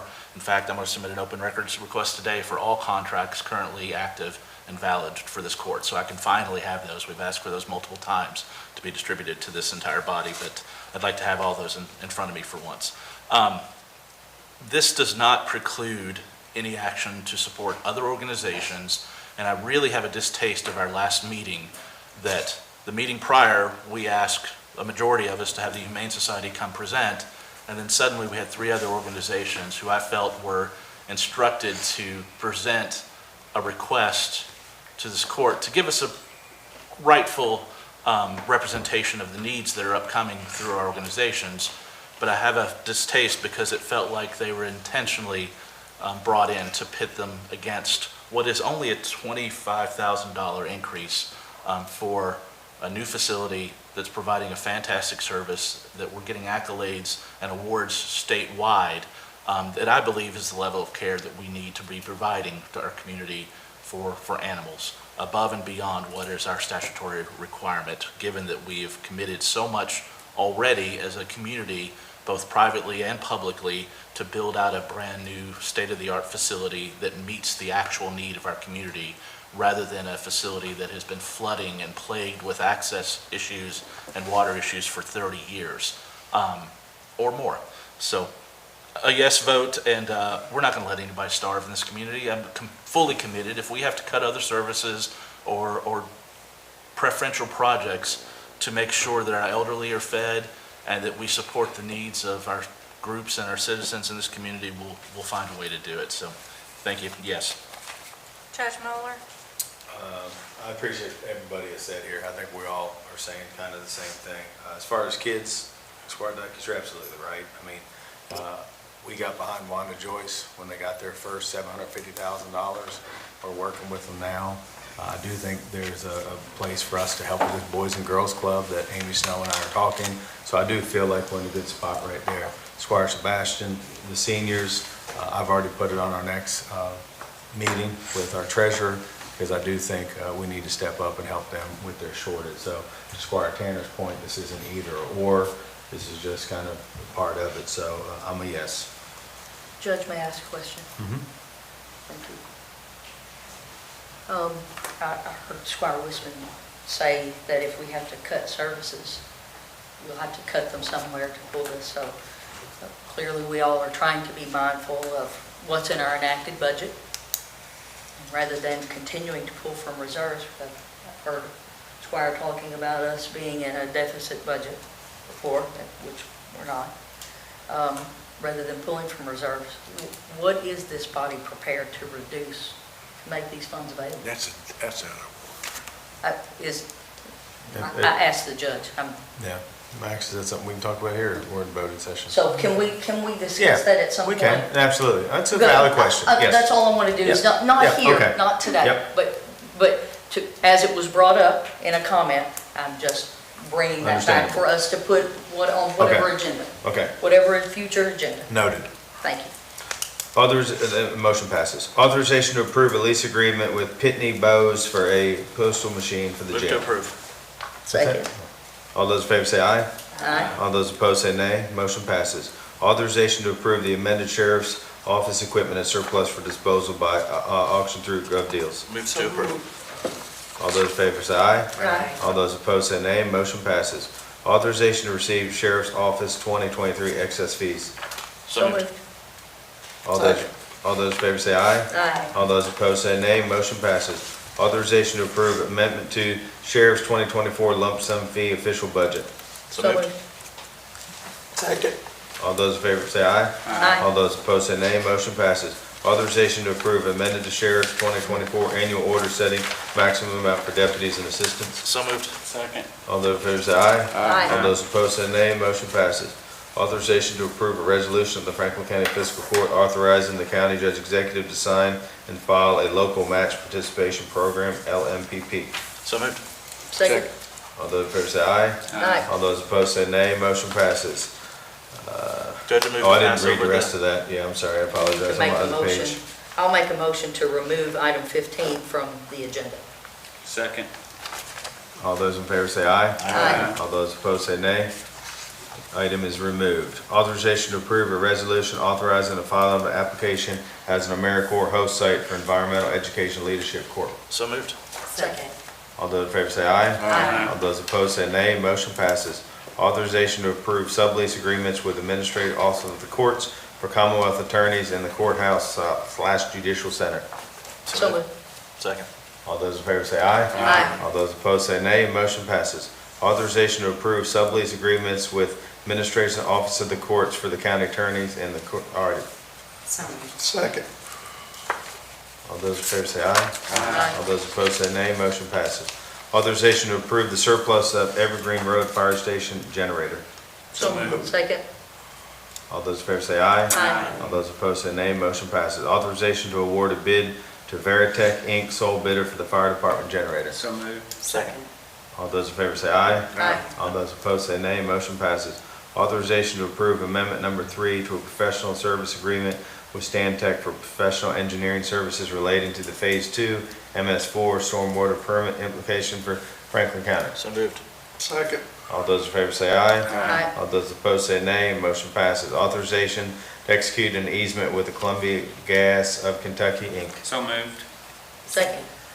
All those in favor say aye. Aye. All those opposed say nay. Motion passes. This is the first reading of an approval of an ordinance amending the table of special ordinances, Section 1, zoning map changes of the Franklin County Code of Ordinances for a 0.34 acre tract located at 1501/1507 Twilight Trail from Industrial Commercial IC to Rural Limited CL District. The property is described in deed book 588, page 138, in the office of the Franklin County Clerk and further identified as PVA map number 050-00-00-089.18. No vote will be taken at this time. Second reading and approval of ordinance amending the table of special ordinances, Section 1, zoning map changes of the Franklin County Code ordinances for a 0.759 acre tract located at 110 and 112 Hawkegan Drive from rural residential RR to rural residential RB, B district. The property is described in deed book 493, pages 771-774 in the office of the Franklin County Clerk and further identified as PVA map number 049-20-03-002.00 and number 049-20-03-002.01. So moved. Second. All those in favor say aye. Aye. All those opposed say nay. Motion passes. Authorization for the treasurer to open the following certificates of deposit for $6.9 million for 30 days on behalf of the Franklin County Fiscal Court with the best rate. So moved. Second. All those in favor say aye. Aye. All those opposed say nay. Motion passes. Authorization for the treasurer to open the following certificate of deposit for $1.5 million for 6 months on behalf of the Franklin County Fiscal Court with the best rate. So moved. Second. All those in favor say aye. Aye. All those opposed say nay. Motion passes. Authorization to receive the treasurer's report. So moved. Second. All those in favor say aye. Aye. All those opposed say nay. Motion passes. Is there a motion to deny any payment of claims? No motion was made. Let the record reflect claims are to be paid. Judge, we missed the cash transfers. What'd I miss? Cash transfer.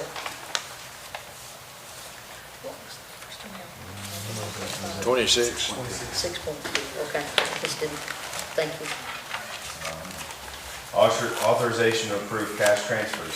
So moved. Second. All those in favor say aye. Aye. All those opposed say nay. Motion passes. Sorry about that.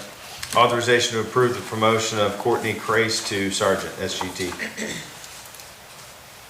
So moved. Second. All those in favor say aye. Aye. All those opposed say nay. Motion passes. Authorization to approve the promotion of Stephen Palmer to SSGT. So moved. Second. All those in favor say aye. Aye. All those opposed say nay. Motion passes. Authorization to approve the promotion of Jeffrey Waldridge to Captain. So moved. Second. All those in favor say aye. Aye. All those opposed say nay. Motion passes. Authorization to approve the promotion of Dustin Smither to Heavy Equipment Operator 1. So moved. Second. All those in favor say aye. Aye. All those opposed say nay. Motion passes. Authorization to approve the reappointment of Ray Smith to the Farmdale Sanitation District Board for a term ending June 30th, 2028. So moved. Second. All those in favor say aye. Aye. All those opposed say nay. Motion passes. Authorization to recess for our road trip. So moved. Second. All those in favor say aye. Aye. All those opposed say nay. Motion passes. We are in recess. Are we meeting out there or here? What's the plan?